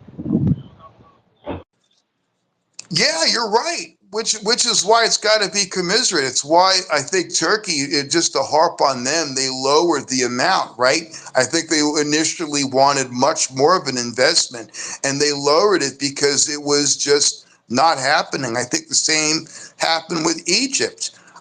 They realized that people were not, flocking to these places to buy, real estate at whatever price it was. I know some of these countries that offer CBIs, right? They pigeonhole you into buying only from certain developers, right? This is, you see, what's his face? Andrew Henderson loves to talk about this stuff, that, oh, well, they just forced you to buy from such and such developers, which raises lots of interesting ethical issues. But my understanding of the Turkey program, and I believe he is correct, is it's open to pretty much any real estate, but they lowered the amount because it just wasn't, the market wasn't bearing it. But you're right. That's exactly why these CBIs in many instances exist. It's not just to attract, talent or warm bodies, because a lot of these people aren't staying in these countries all year round or even for part of the year. You're right. It is to get some moolah, to get some money in. 1,000%, 1,000%. Yeah, Andrew. So I would so to the extent that a person, look, anybody who's applying for residency or citizenship or an ID that's paying money or doing anything, in a way they're doing something inorganic, right? They otherwise wouldn't spend the money. They wouldn't, go to the consulate. They wouldn't go to the country, etc., if it were not for the benefit. I think the distinction has to be made, and the way I kind of present this to my clients is just understand why you're doing a particular thing. So to your example about the apartment, right? If you want Turkish citizenship or citizenship in another country, and hey, I got to buy a real estate, I got to buy a piece of property for it. I'm buying this. Yeah, maybe it's the apartment's cool. Maybe I'll visit some for some times, but I'm doing it to get the citizenship. As long as you're clear mentally, right, and you're not confusing yourself or just deluding yourself, I would say, I think that's totally fine. I think the problem for people comes up when they start, convincing themselves, oh no, Turkey's better. Actually, it wasn't always, it wasn't the Portuguese beaches and the Greek beaches and the Italian beaches that I've been dreaming about and loving for 30 years. It's actually the Turkish beaches. People have a great habit, and everybody does, it's human nature, of backwards justification, right? It's like you find out that 400,000 or whatever is going to get you the citizenship. So it's like, oh no, I always wanted this. You start deluding yourself. I always wanted this place, in this country. That's a problem because that interferes with clear decision making, in my opinion.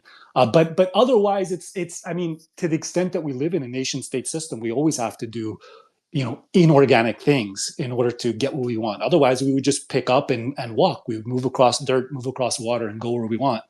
But we live in this nation state system where, sovereigns jealously guard their territory, okay, and who's allowed to come in, and, the conduct of people that they claim as citizens. And we have to adjust accordingly, unfortunately. Oh, no doubt. And I think that's the prudent way of looking at things, is that for better or not, we are in that Westphalian nation-state system.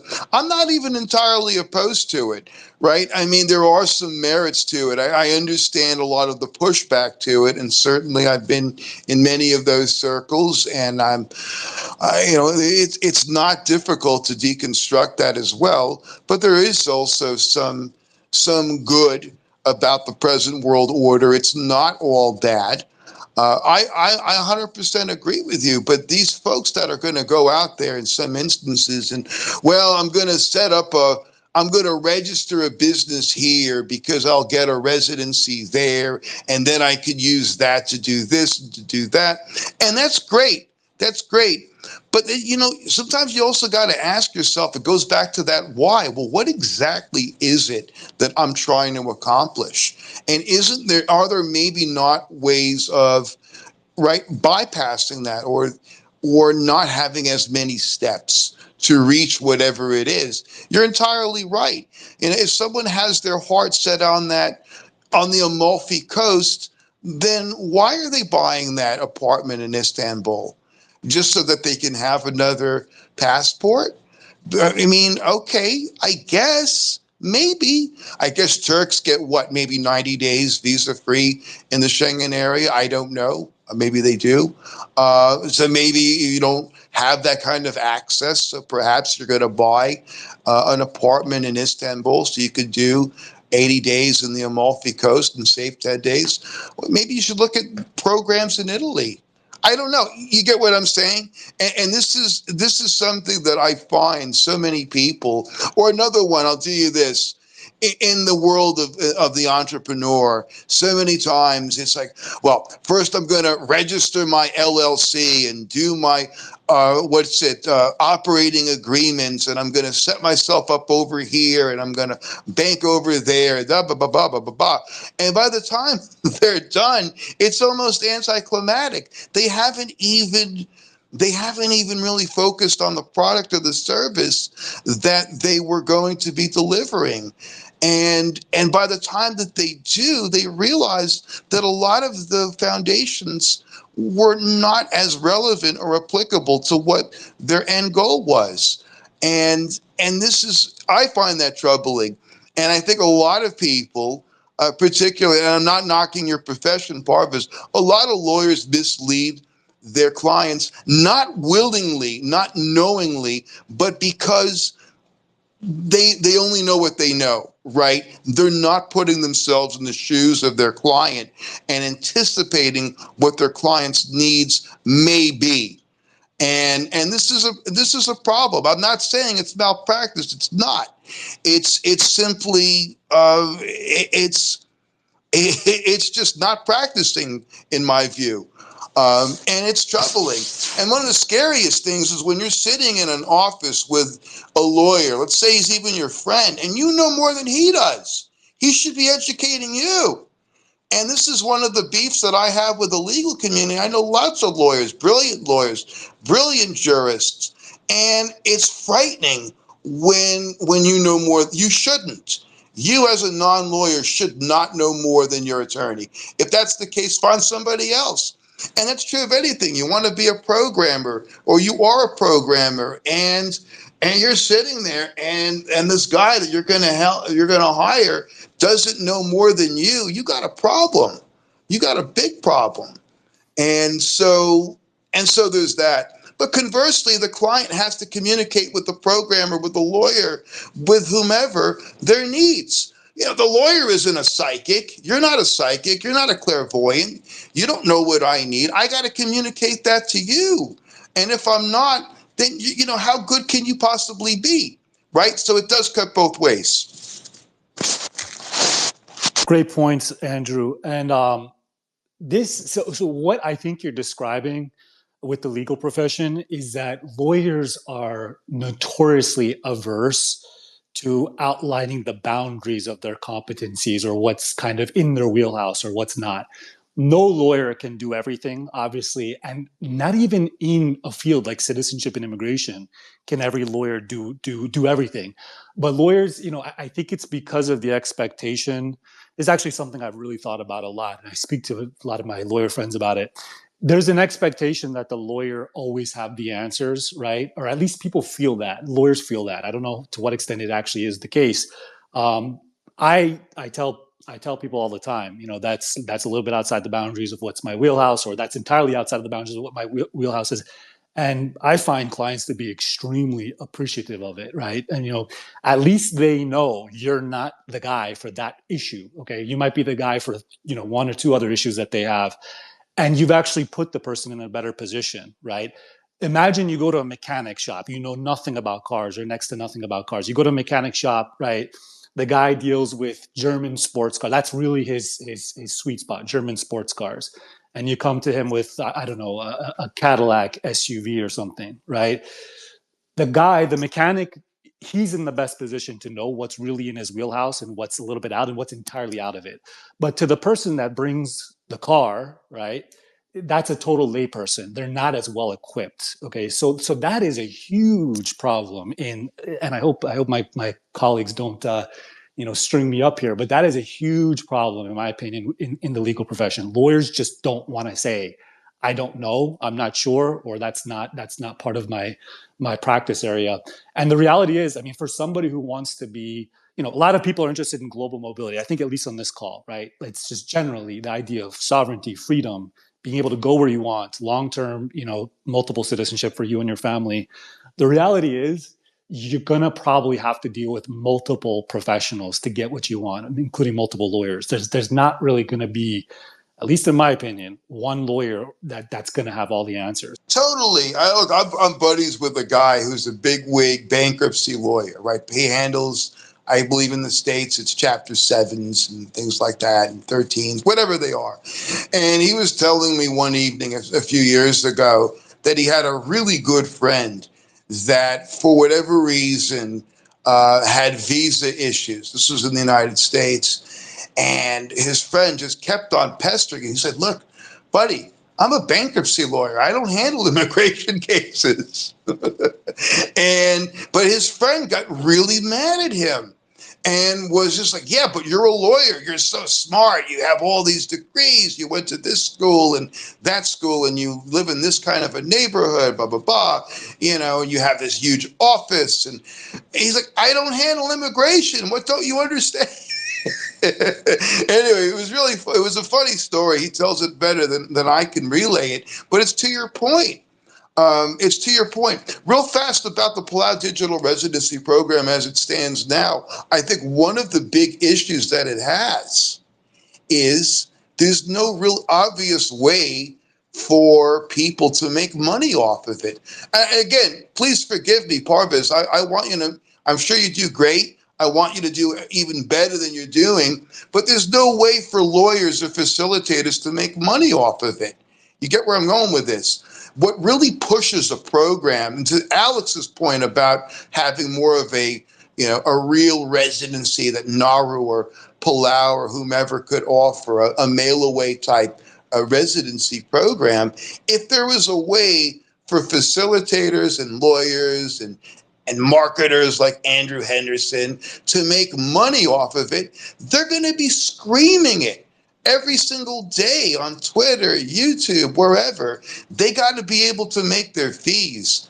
Now, look, I have no evidence to back what I'm about to say. This is purely speculation, disclaimer, but I suspect the Bitcoin ETFs got approved probably when Wall Street figured out how they were going to make money off of Bitcoin. Just a guess. But when Wall Street figured out how they were going to do it, then magically the ETFs got approved. So I think that's part of the way of getting what you want, is how to reward the cheerleaders, the middlemen, the people that collect fees. And I think once you get them on board, they're going to be your biggest supporters. So if there was a way for third parties to legally, ethically make money off of something like the Palau Digital Resident Program, it would blow up even bigger. I think the reason why an Andrew Henderson, for example, doesn't talk about it is there's no way for him to make money off of it.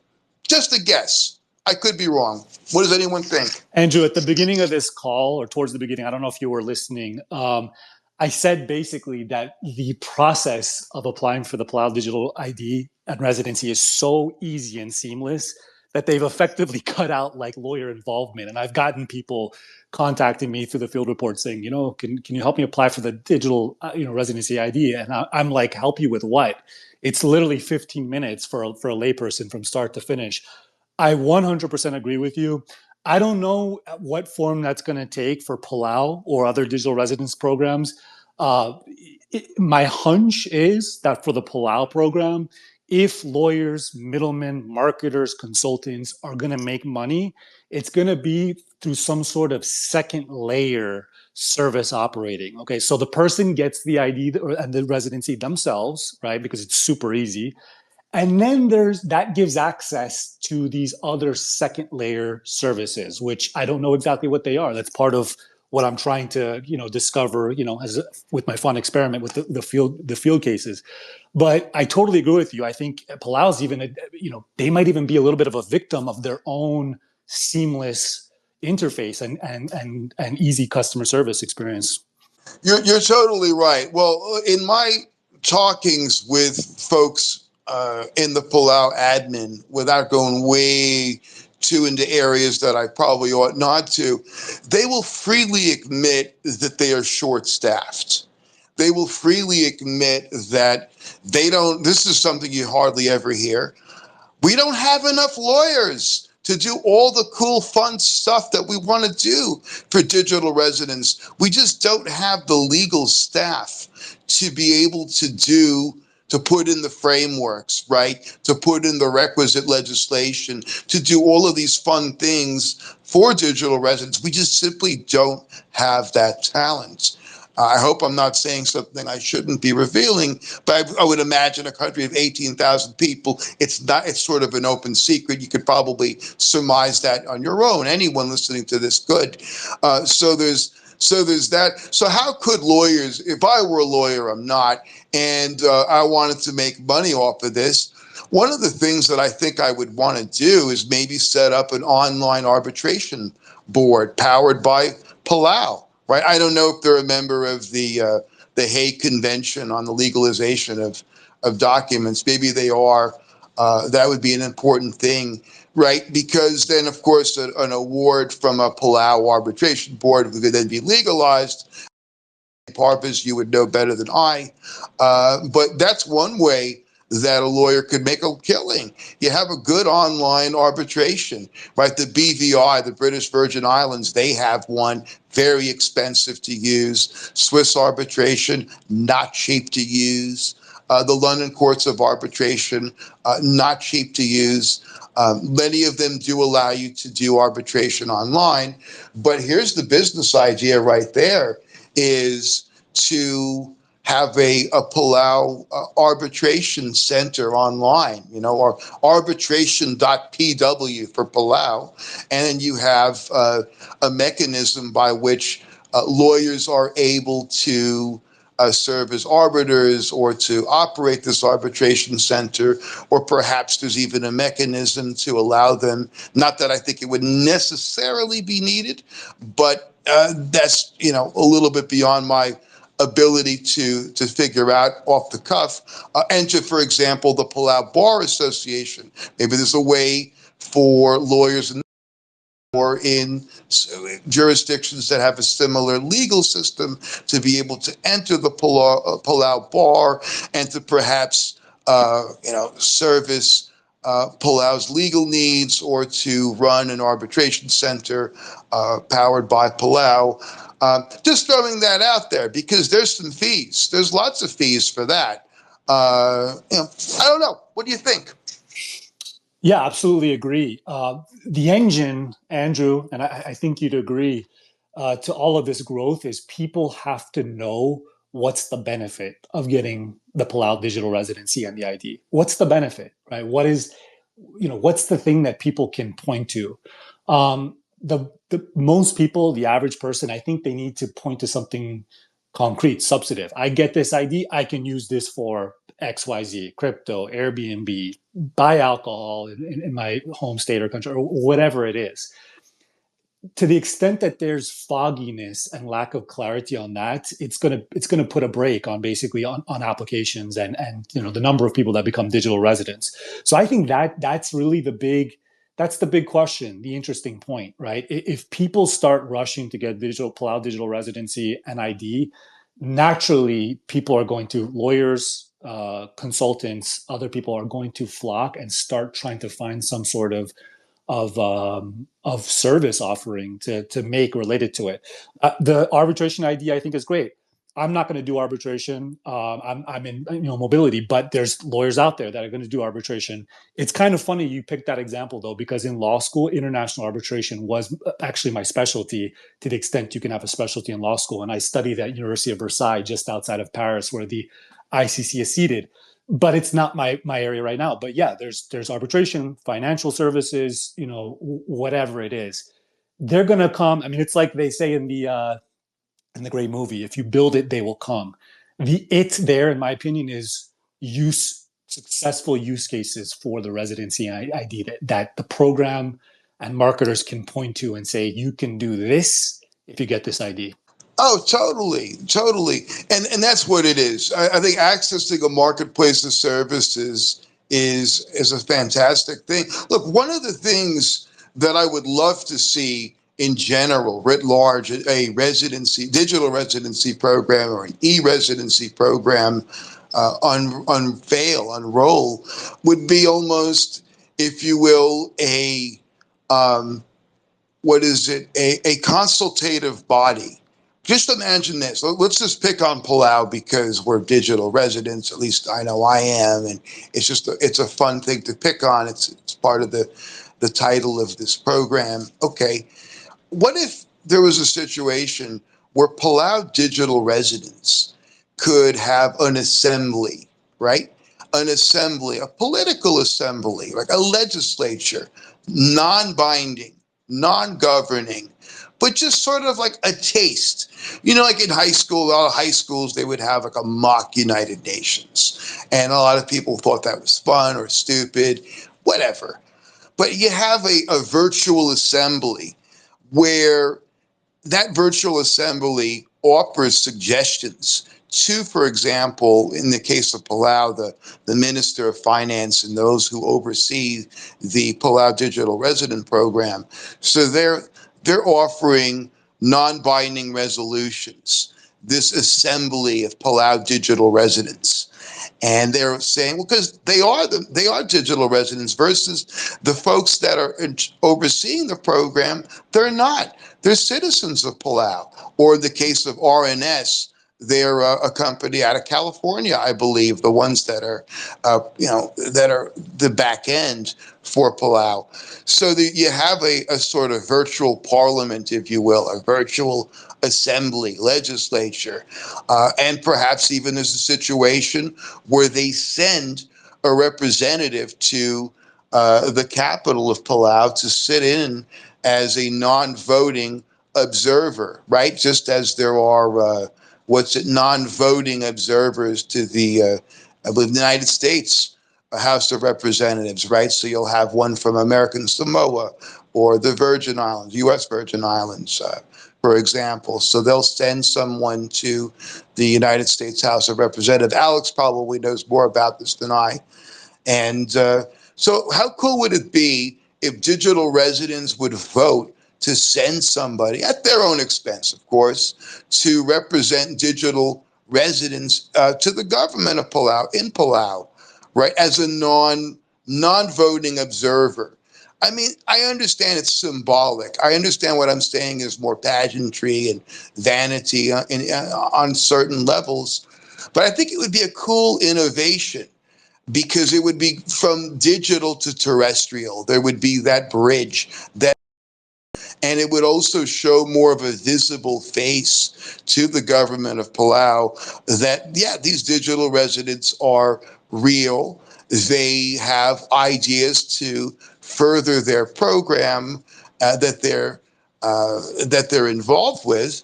I think it would be a real interesting idea, just to throw it out there.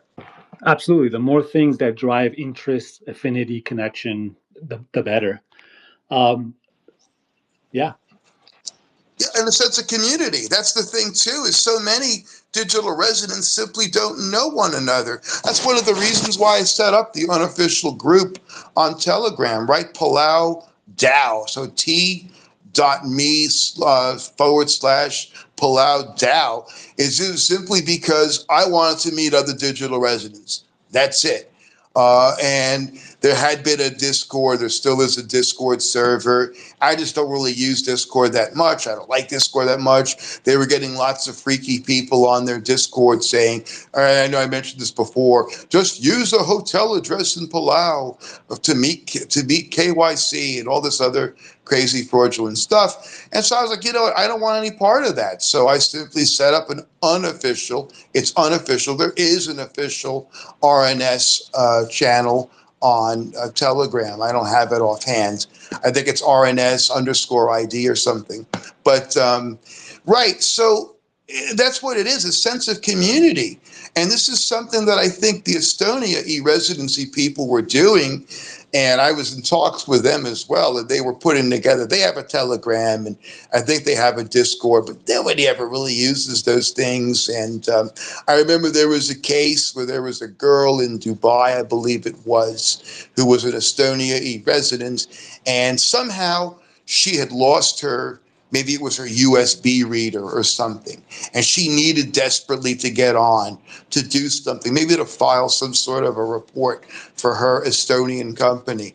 Parviz, you might know, Alex, someone might know the story in greater specificity. And long story short was there was some sort of a little community, online community for e-residents, and someone who also happened to be an Estonia e-resident happened to be in Dubai at the same time and lent her a USB reader or lent her whatever it was that she needed to access the marketplace of services that e-Estonia has available.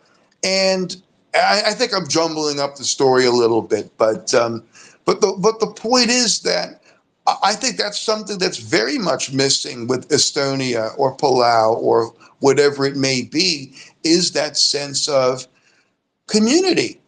Those genuine links we were talking about before, those genuine links, right? Maybe that can be kicked off in much more than even just a Telegram or a Discord or whatever it is. So yeah, I'm throwing it out there. Maybe Citadel or Digital. Hey, everybody. I was disconnected for a couple of minutes. I don't know if anybody was talking to me, but I'm back now. Oh, okay. Yeah, I was just concerned because it went awfully silent. I got off my soapbox and I don't know. No one else chimed in. No, just that, we were talking about genuine links before, and that perhaps that's a missing element with digital residency and e-residency. This notion of getting to at least know one another, even in a virtual sort of way. That's really interesting. The notion of countering a genuine links attack through online community, the nation part of nation state, right? Borderless, but shared, identity, culture, values, etc. That's really interesting. Yeah, I'd be very curious if in the coming years, if anybody tries to assert a benefit, a residency or citizenship benefit, and is rebuffed on genuine links, if they're able to have any success countering by saying, well, hey, I'm part of this online community. And in the year 2025, 2030, most community, in fact, now is digital. That's a really interesting idea. I would not be surprised if I at least see that argument made, if not successfully made in the coming years. Right. It's like, I may be, just to do the hypothetical, a resident of Nauru. But you know what? So is my buddy Alex. So is my buddy Boris. So is my buddy Parviz. And we're on this platform. I don't know whether it looks like Twitter or is Twitter or Telegram or Discord. And we communicate and we, have similar interests. We also do talk a bit about Nauru. Maybe we do, maybe we don't. Maybe a little bit. It's an interesting thing. We talk about, who's in power in Nauru. Are they going through another presidential crisis? What it might be? That's an interesting thing. Is it really the same? But to the point I was making before, I think you got disconnected. I do like the idea, though, of a sort of consultative, non-binding assembly of Estonia e-residents or Palau digital residents. I think there's something to it that also could further dispel these genuine link issues that could come up. Is right. Well, we do have a genuine link. The genuine link is that I'm a Palau digital resident, and I voted for you, Parviz, to be, part of this assembly of people. And then that assembly of people then in turn voted to send, I don't know, Alex over there to Palau to be our observer to the Congress of Palau. So that's interesting, isn't it? There's something there. Would it stick? Would it hold up? We'll find out if it should ever be. My hunch is it might, given the contemporary norms that we're living in. If this had been 20 years ago, it probably would not stick at all, is my guess. Wonderful. Anybody else have any thoughts, concerns, ideas, pushbacks? Well, I want to say something since everyone else is exhausted. Can you hear me? Yes, sir. Yeah, well, I just want to name the elephant in the room. I mean, it is true that you would still have to pay your local tax even if you have some other citizenship in some or residency in some other country. Well, the word residency is not the same as citizenship. So residency means that you are resident in that country, and that means you cannot be resident in any other country. You cannot be resident both, let's say, in the United States and Canada at the same time. If I live more time in Canada, I am not a resident of the United States. Vice versa. The only time I can be deemed to be a resident of the United States without living there is if I spend more days than a minimum, which will make them think that I am a resident for tax purposes. So even though I am not a resident in terms of really I live there, they will still tax me as if I'm a resident. So I don't see how the digital residency is helpful. But if you have an ID from some other country and you're trading crypto, or you have a business that's selling a product and you need to open a bank account in some country where to deposit these funds, and you want to hide these funds offshore from the country where you are in, then you will just show them the ID from Palau or whatever, or Estonia, while you're maybe in UK, So that bank account, the bank administration will not really know that you also exist in UK. So they will not report this income to UK authorities. They will report it to Estonia authorities, but you do not care about Estonian authorities because you're not in Estonia. So that's, I think, the advantages of all these digital IDs or membership in these other countries. I mean, Estonia is a real country. I don't know about Palau. I think it's if you try to find a job on you or something, you show this kind of ID, they look suspicious. So I think there is a value if you want to engage in legal tax avoidance in this documentation.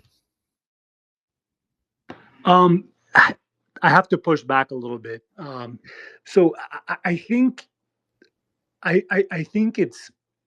don't think it's helpful to look at residency as a centralized label. Okay, there's no all authoritative court, world court or world body that says you're resident here, you're resident there. It's much more decentralized, and it also depends on resident for what purpose. So the two questions, well, at least two questions you always have to ask is, considered resident by who, what authority, right?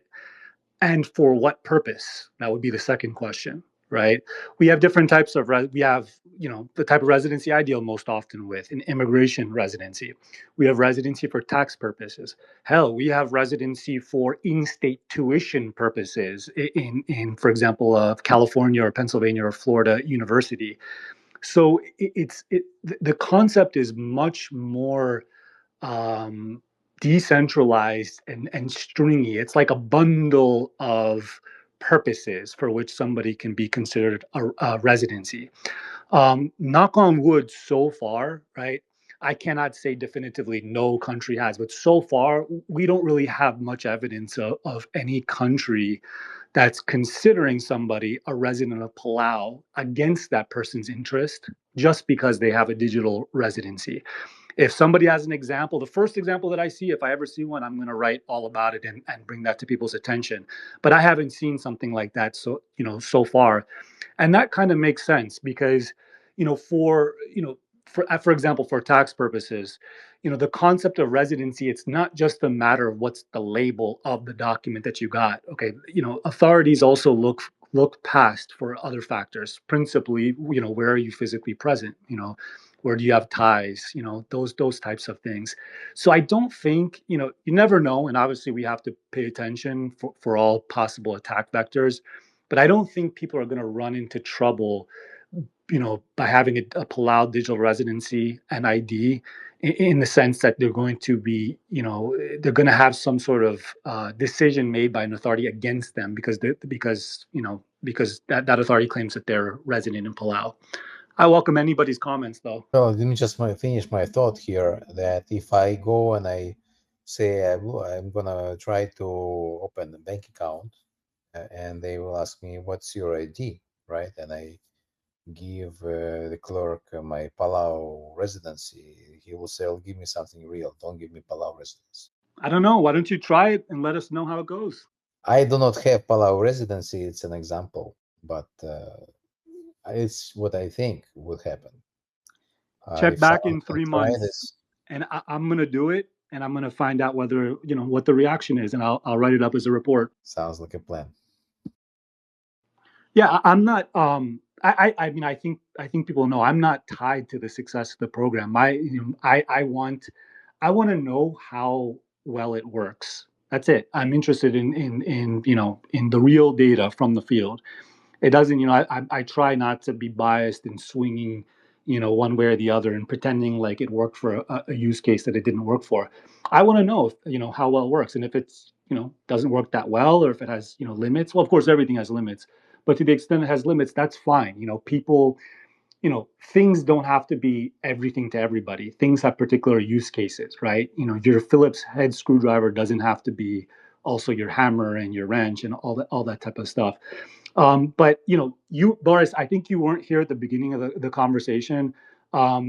Andrew was saying, and I agreed entirely, that when you show up to a bank with the Palau ID, that's going to raise some eyebrows. You may still be able to use it, but it's going to at least raise eyebrows, right? And that's definitely a factor that has to be considered, absolutely, for the person that's, trying to have sovereignty and use the Palau ID or any other ID. All right, this was an awesome conversation. If anybody else wants to come up and speak now, please. Otherwise, I'm going to wrap it up. This was great. I started at 11. We went 2 hours and 18. Andrew, thank you for cannonballing in here and really reinvigorating the conversation. Thank you, Boris. Thanks, of course, Alex. You brought up some great points as well. Thanks to Patrick, who's not here anymore, but he really spoke a lot about his experience with both Estonia and Palau.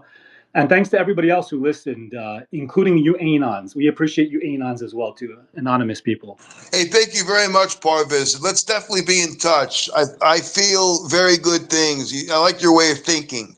It's clear, and that's important. That's very rare nowadays, especially someone that's clear thinking and that's into all of this stuff. So it's a cool thing. It's a big honor. Thank you very much for what you do. Appreciate it. We'll be in touch. Thank you. Thanks, guys. Take care, everybody.